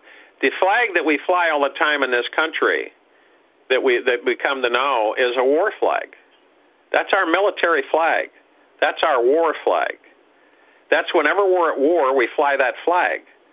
And wherever that flag is flown, it gives the military the right to confiscate that land in time of war. A lot of people don't know these things because they just haven't taken it upon themselves to educate themselves.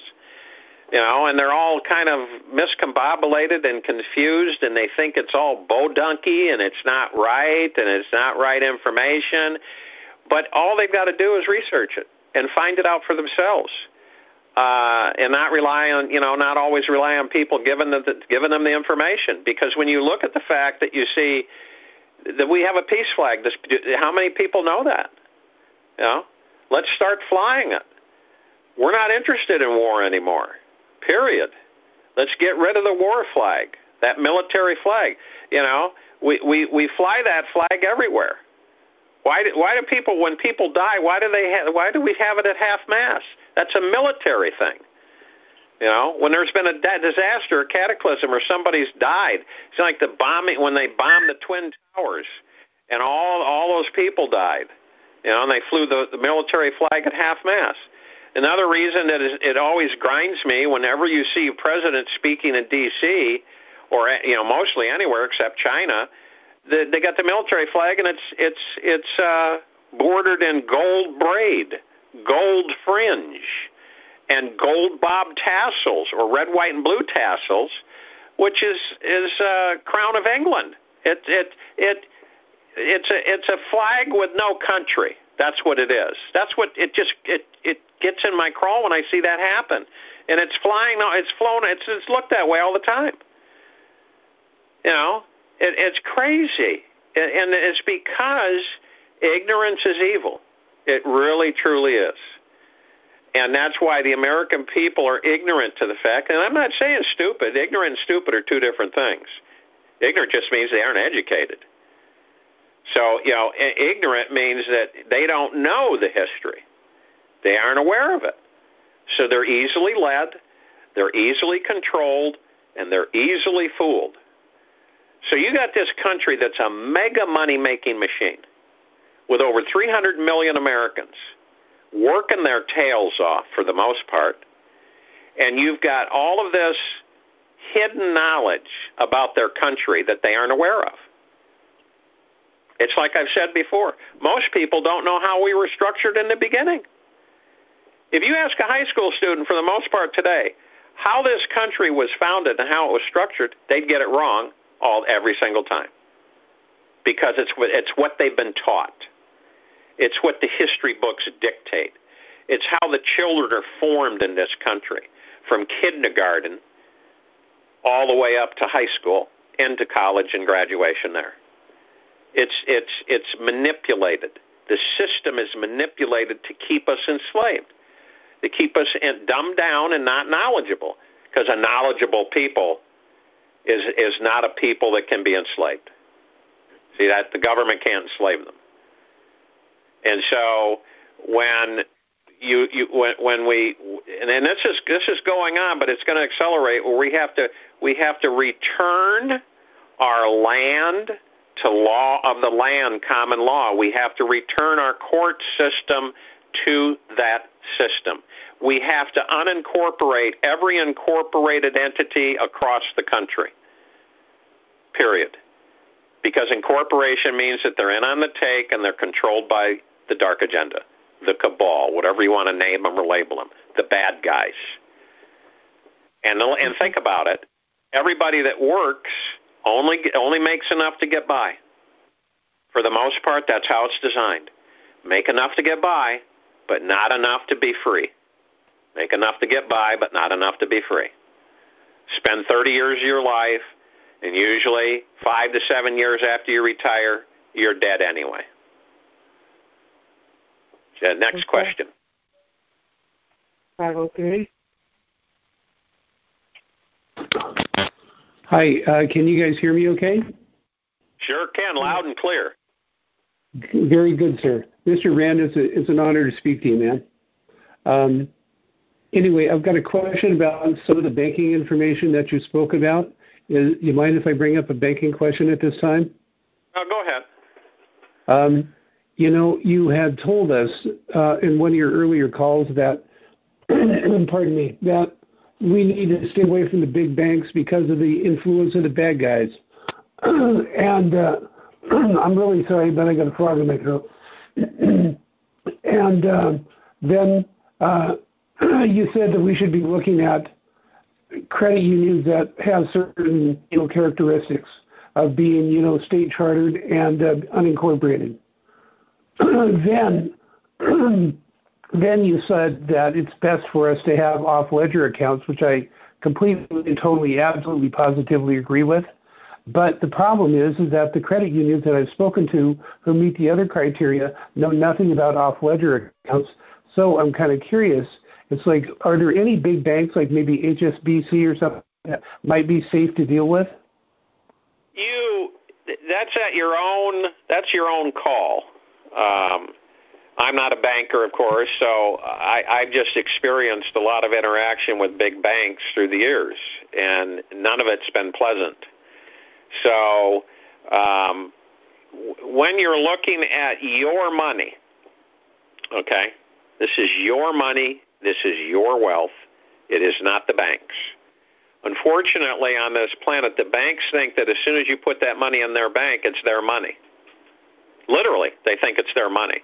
They can trade it, they can exchange it, they can make all kinds of money off of your money without you getting a penny of it. And that goes on every day. So a lot of times people have tried to take money out because they wanted a major purchase or they wanted to relocate funds, and the bank sits there and says, no, we can't do that. We're not going to let you take that money out of the bank. So when I talk about, you find institutions that have off-ledger accounts that you feel have your best interest, and the only way you're going to do that is by interviewing. Is by going to a bank and saying, Mr. Johnson, my name is Mr. Adams. I'm doing some shopping around at banks, and I want to talk to you and interview you about off-ledger accounts. And I want to share with you my concerns. Can we get together and have that happen? And it's about fact-finding. It's about educating yourself, okay? And it's your gut feeling on determining whether or not do you like this guy, would you like this guy to be your financial advisor as far as your banker? And with the credit unions, they're structured differently, obviously, but they have a lot. The credit unions treat you more like a private bank would treat you. That's the best way to describe the sovereign state-chartered credit unions. There are not a lot of those. There really isn't a lot of those left in the country. There's just a handful. But it's worth looking to see if you might hit one near you. But when you go to a bank, your whole intent is to protect your money, and it's to keep anonymity. It's common sense. I don't think anybody really wants people to know what they're worth. They just don't. It's just not something that you want to brag about. So most wealthy people never talk about money. And they're in idle, just regular conversation. They never bring it up. They never talk about it. So when you're selecting an off-ledger account with a bank, you've got to just interview. That's what you're doing. You're interviewing these people, the one that you feel the best with. And I'm not saying that the banks, that there are good people in the banks. There literally are really good people. The problem is that the majority at the top are tainted. They're infected. They've been corrupted. So your best interests aren't their best interests. And that's the problem. Mm-hmm. So, it's like one bad apple spoils the whole bunch. I mean, you look at Wells Fargo, everybody in this country pretty much today knows they don't trust that bank because of all the crap that they've pulled over on the public and on their customers. Repeatedly, it keeps surfacing over and over again. Now, if you think Wells Fargo is the only one, they're all that way. J.P. Morgan, all of them, Citibank, they're corrupt. Or they wouldn't be trading your money, or they wouldn't be selling a loan 9 times over. And making money off of it. And it's like if you ever go to a mortgage process where you're going to go and buy the house and you've got to come up with so much down and you have to have a check.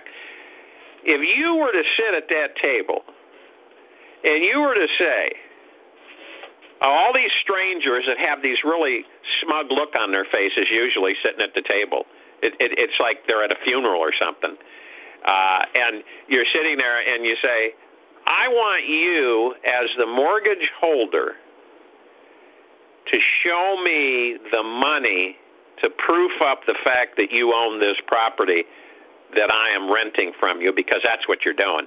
They own it, and why they have to get so much money up front, and then you have to insure the property for them. Now, doesn't it make sense? Okay, they're saying you're buying the property on a 30-year, and this is just giving you kind of a little of education. They're buying the property.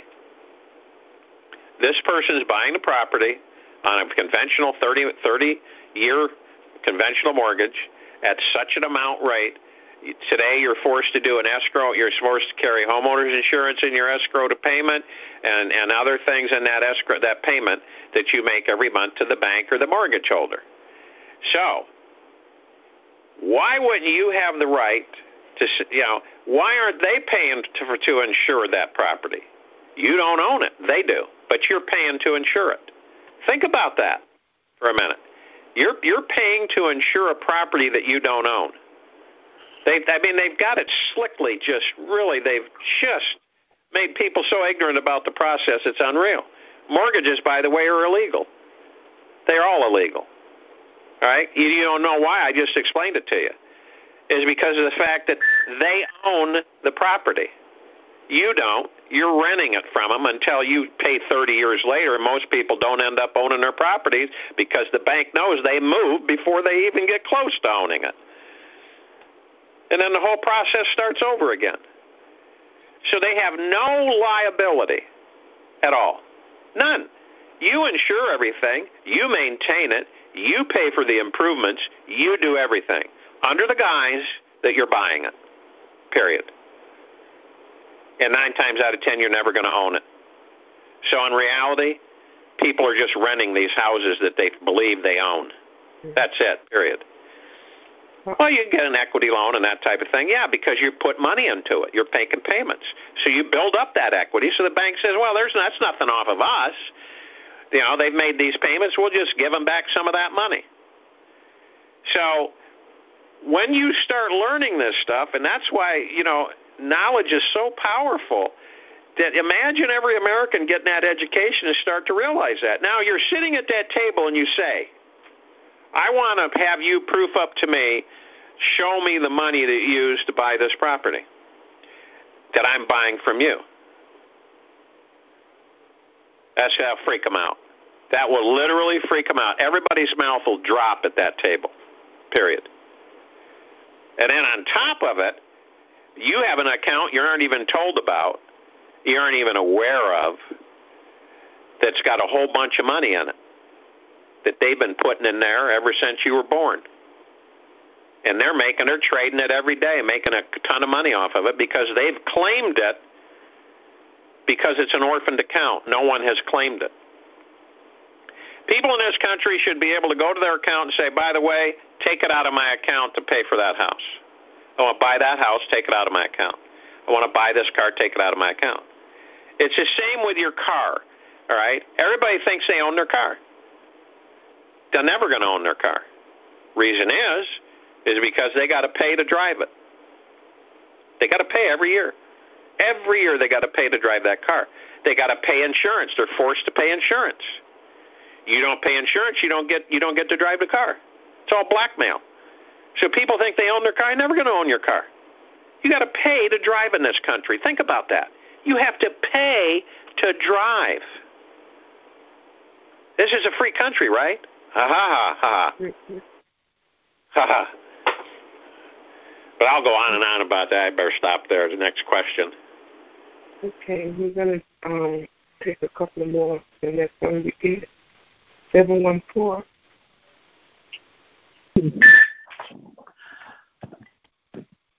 Yeah, hello, Jared. Okay, yes. 714.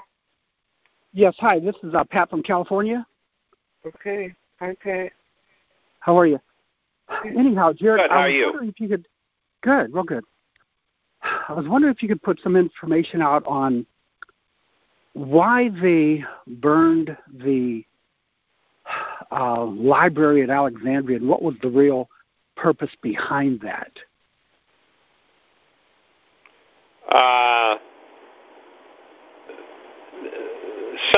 Some of it was taken. Okay, the Vatican has that. The Vatican has some of the Dead Sea Scrolls. The reason is whenever the human race is close to discovering part of their history, their real, true history, they come in and take it, get rid of it. They don't want the masses to know about it. They don't want the public to know about this history. So they scrub it, they destroy it, they take what they need and hide it from the public. That's exactly what happens. So, the scrolls in Alexandria, the library of Alexandria had so much rich history of the human race and what we were about and some of our roots that they confiscated all that and have kept it from the human race. It's not theirs to do that with. It's ours. It's part of our heritage. It's like, okay, so you can call them all antiques, but they all belong to us. It's like I keep saying, all this wealth getting ready to be released to the human race, which they don't think that the human race can handle, isn't theirs. All they've been is the keepers of it. This is humanity's. Without us, it never would have been. Without us, none of this would have been. None of this wealth, none of the gold, none of the rare earth metals, none of it. None of it. We discovered it all. It's not like someone stood on the planet and said, oh, there's a bunch of rare earth elements. Oh, there's gold. Until other off-worlders came here and started mining and doing other things. The human race was created originally as a slave race, as miners to mine metals for an off-world civilization. That is an absolute fact. And they want to hide a lot of our heritage and history away into cellars and basements and lower levels like the Vatican Library way down in the basement, where I've talked to a few people who have been in there. They have priests just live down there and decipher all of these manuals and journals and parchments and stuff that are etched in stone and written in marble that are a rich path of the human race that no one has access to. No one has access to. Okay. And all of this stuff belongs to us. We should know this history. Why do you think we're still driving combustible engine vehicles? Why do you think we're still using pollutant, toxic, degraded biomatter oil, which is oil? The decomposition of life forms over a period of millions of years that becomes compressed under the earth and then turns into oil. That's it, basically. All oil is decomposed biomatter. That's why it's so damn toxic. And it was never meant to be drawn out of the ground because it's so darn toxic. Doesn't make any sense. So what do? We refine it, and for over 100 years they forced us, literally have forced us to drive combustible engine cars when we should have been in electric cars back in 1925. We should have been driving electric cars in 1925, right? Some of you might have remembered General Motors came out with the EV1, right? It was an all-electric vehicle, battery-powered, and they started leasing them on the West Coast to start getting a feel if the public liked them. So many people liked them, it was unreal. They were very dependable. They were well-engineered. They had a good long distance. In fact, they beat most of the electric cars today. Well, what happened is that GM was ordered by the oil cartels to destroy every single one of those. Get rid of them all. And if you wanted to keep any for antiques, disconnect them and depower them. And we would have been in electric cars years and years and years ago, and never had to worry about oil. Okay? That's why today very few cars are all electric, because of the oil cartel saying, no, you can have an electric car, but you got to have a generator, like a gas engine connected to it. And then you can call it a hybrid. Okay? But it's got gasoline and it's got electric. So, and of course, the story about Tesla and Elon, the so-called guy head of Tesla destroyed the original founder of Tesla, destroyed his life, destroyed him, and took over Tesla. So it's amazing what these controllers do to keep the human race in bondage and slavery, bondage in finance, slavery, bondage in any kind of knowledge about their history. Let's get rid of it. Go out there, scrub it up, bury it. Don't let humans know about it. We can't let them know their history. We can't let them know their roots, because there'll be an uprising. Period. And there's so much of it. If you'll notice, all of our architecture on this planet is mostly the same. Mostly the same, because it's fashioned after draconian architecture. And the Draconians want it that way, the Dracos. The bad element Dracos, to put it that way. They're a warring faction. They exist to war, to conflict, to conquer. I guess the best way to describe them is almost like the Klingons on Star Trek.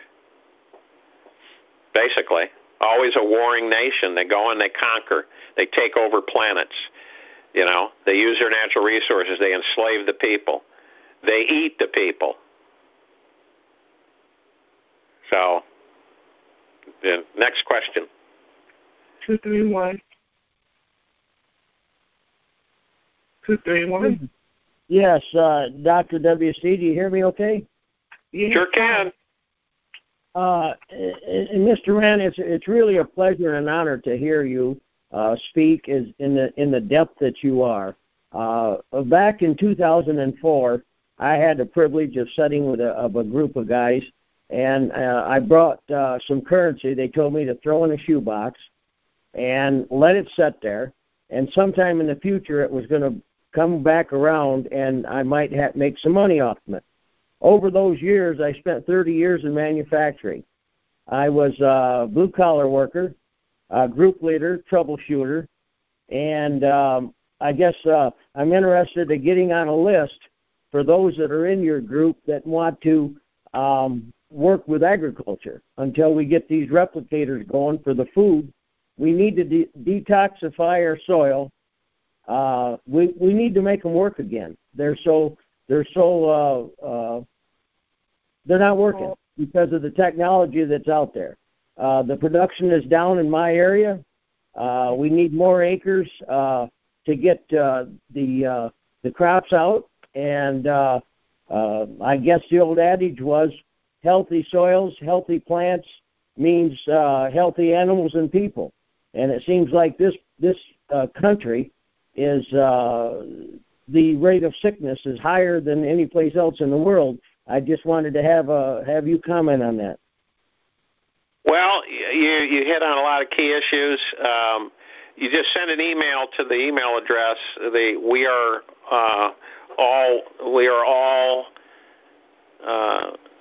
one light for all at gmail.com, and reference yourself and your background, and you'll join the family and be part of the group, part of the team in the agricultural arena. But when you pollute the soil year after year, and you pollute the air year after year on purpose, engineered, it's called geoengineering, and then you infiltrate the food supply and genetically modify it so that most of its nutrients are gone, it's not healthy for the people, and they're eating sick food, basically.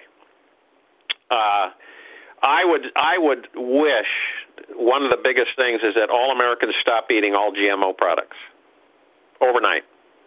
Just stop eating them. Do whatever you can. Read every label. Change your diet. Whatever you have to do. If you don't have a lot of money, look for something that's substantial but it's non-GMO that'll keep you fed for a few days. But completely eliminate genetically modified or genetically engineered organisms from your diet. They change your DNA, they change your RNA, they completely change everything in your body, they invade you. Some of them are loaded with nanites that's in the air that infiltrate your body. You have to detox your body on a daily basis to get rid of all of these chemicals that clog it up and cause so many sickness. Just like you said, we're a sick country, and we're getting sicker. And it's just sad. It's sad to watch all the cancer people sitting in these big rooms with tubes in their chest for the delivery of chemotherapy, which I have seen and visited. Hundreds of people being just sucked dry with this chemotherapy treatment. And the bad part about chemo originated from mustard gas. It's poison. It's literally poison. So what do? Think about this. Not only do they chemotherapy, which kills everything, kills all the good flora in your stomach and your gut, it permanently destroys the immune system. It doesn't temporarily destroy it. It destroys your immune system. You know how valuable your immune system is? That's why so many cancer victims, usually that go into remission and beat cancer, for the most part, within 5 years, have cancer again and die. Because they have to be so careful of getting sick because they don't have an immune system. And you can look that up and research it because that's a fact. That's the truth. They don't broadcast it a lot. And so when you poison the food, you poison the water, you poison the air. What the heck are people supposed to do? You got GMO everywhere infiltrating organic gardens. The organic farmers are up in arms because the GMO crops fly over and infect their crops. Okay? And here's the point. These sick beings, deviants, that all they care about is destroying and ruling and controlling, want to eliminate the majority of the human race and only keep and enslave a small portion, which they're easier controlled. We're easier controlled in a smaller amount. So they literally want to murder 90% of the human race. And then the rest are just slaves that they'll control forever. And by doing that, they want to control all the food supply on the planet. So they want to make all the food supply genetically modified and force all humans to just eat that goop, that crap, that garbage. All right? They want to control all the natural supplements, all the herbs, all the extracts that nature provides for the human race. And they want to control all that too. They want to control everything, period. They want to say you can only sleep 5 hours a day, all right? You have to go to bed at this time of night. You have to get up at this time in the morning. You can only eat this kind of food. You can only drive this kind of vehicle. And they're trying to monopolize the entire planet. So they only have one company running this area, one company running this area, one company running this area, one company running this area, total monopolies. So you don't have a choice. So all of your rights are gone, and you're a drone being wearing orange dungarees and coveralls and being told what to do your rest of your life. And that's your life, period. Eat goop and live in goop while they are in opulence and above in the clouds and above everybody, above the law, above everything. So what we have to do is we have to mitigate the land. We have to destroy all GMO crops. We have to eliminate all of them, period, permanently. We have to cleanse the atmosphere. We have to cleanse our oceans. Now think about this. These are tasks that are in front of us. They're massive. Now you wonder where all the money's going to go.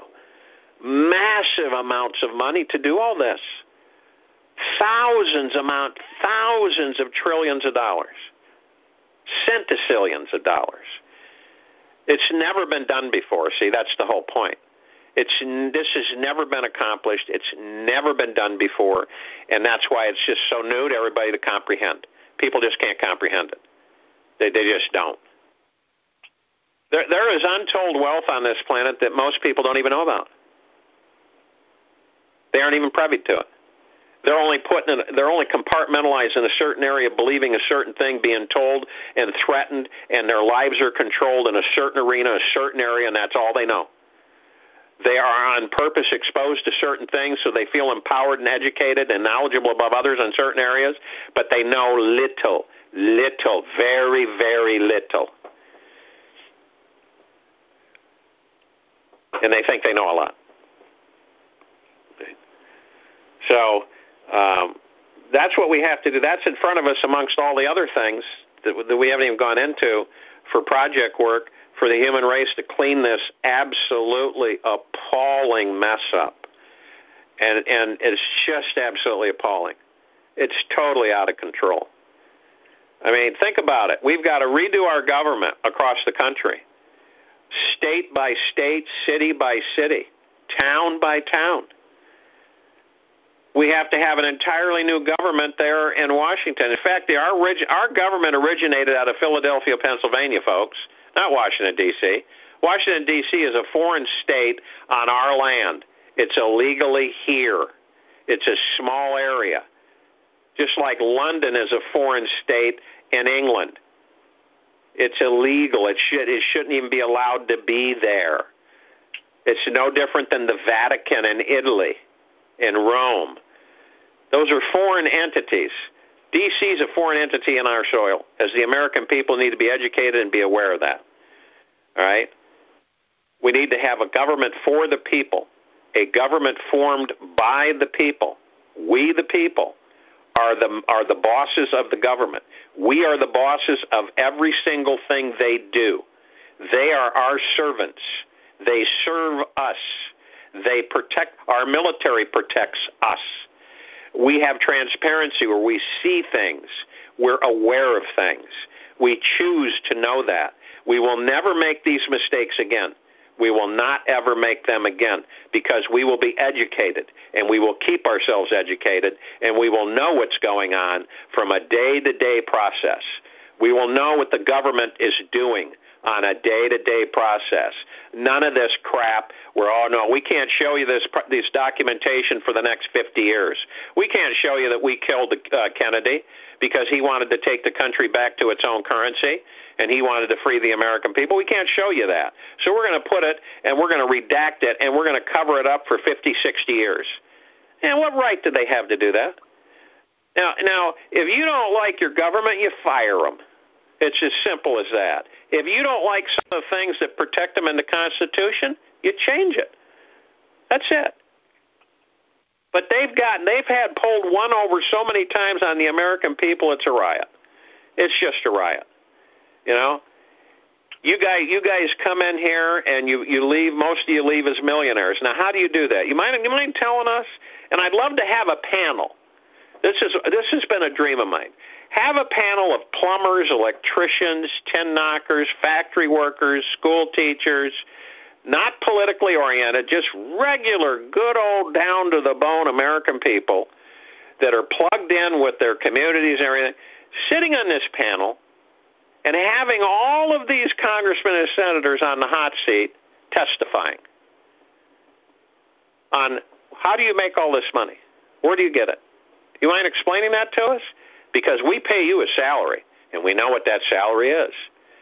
And we expect you to perform your duties with the salary that we pay you. We don't expect you to have a golden share parachute medical health care plan that puts everything we have as Americans to shame. Now, how do you have that? Why do you have that?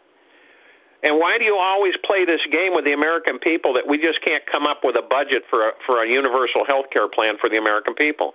This country has had so much money stolen from it that we should have had a universal health care plan where everybody had a universal card, didn't pay a cent for it, all right?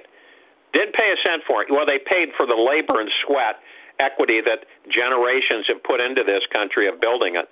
And they have a universal card. Do you know what they do with that universal card? Medical, dental, optical. Wherever they go on the planet, they show them that card. They use that card. They don't have to do a thing. The account is super policed, super supervised, so no shenanigans can go on. Period. That's it. Anybody that tries to get a little squirrely with the account that covers all that for all Americans is fired or put in jail. That's just as simple as that. Anybody that tries to gouge that account that represents the American people is prosecuted and put in jail.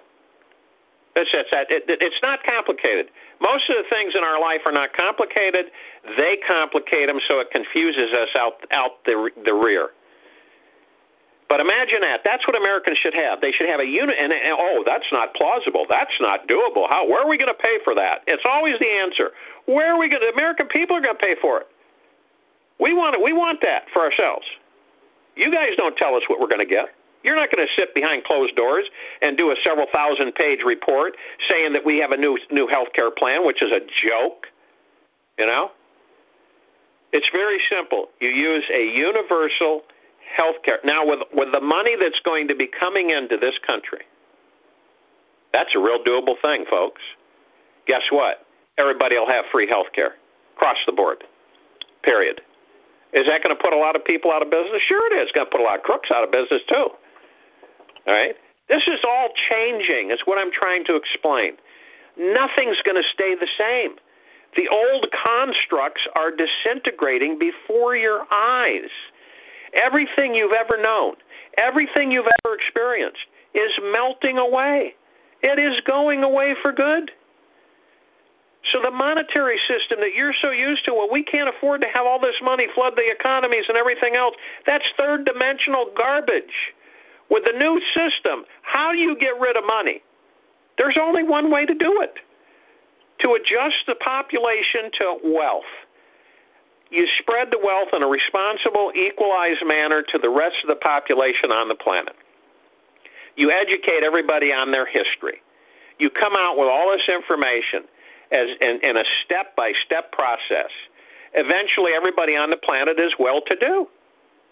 It isn't a big deal anymore. People are saying, we don't use money that much anymore. You watch what happens. People say, we don't use money that much anymore. Everybody has it. Okay? In fact, I think we get along without even really needing money. And there's groups on the planet that practice that right now today. They don't use money. They don't use credit. They don't use cryptocurrencies. They don't use any of the flash bang crap that they're trying to push out there. Period. You need something, you build it. It's provided. The planet provides everything. You invent something and you circulate it. That's where we're headed. That's where it's going. That's where it's going, boy. I'll tell you. And that's what people have to start. They should. And they don't have to, but hopefully they will. That they'll start understanding that this whole construct's history. It is gone. It is what you're seeing now is the remnants of what's never going to be again. So you cannot take the new monetary system and apply it to this third-dimensional world. Doesn't fit. And if you do it that way, you're going to look at it, and it's going to be nonsensical. Economies can't handle that kind of flood of wealth. Neither can people. That's going to mess up everything. It's going to explode everything. Sure, in third-dimensional goop it will, but we're not there. We're already moved out of it. We're going into fourth-dimensional energies. We'll be in the fifth-dimensional energies in the near future. This is all gone, and that's what a lot of people don't comprehend is that you say goodbye because it's going away. And eventually the monetary system will be gone. This is a way to get rid of money on planet Earth. And believe me, this is also has a construct of experienced species of intelligent civilizations that have known other planets that throughout the trillions of years of existence in the metaverses have had monetary systems. And look what it's done. Hasn't done much good. We're almost behind the times in this country. We've gone in reverse instead of forward. So. Mm-hmm. I think we're going to stop right there. There we go. Mm-hmm. So, thank you so much for joining us tonight. I pray that all is well with each and every one of you. You have a wonderful night. Thank you, Jared, for coming in. God bless you, and the next call. Everybody have a blessed night, and God bless. Okay. All right, everyone. Thank you. Thank you, Jared. We'll talk soon, and good night, everyone. God bless you.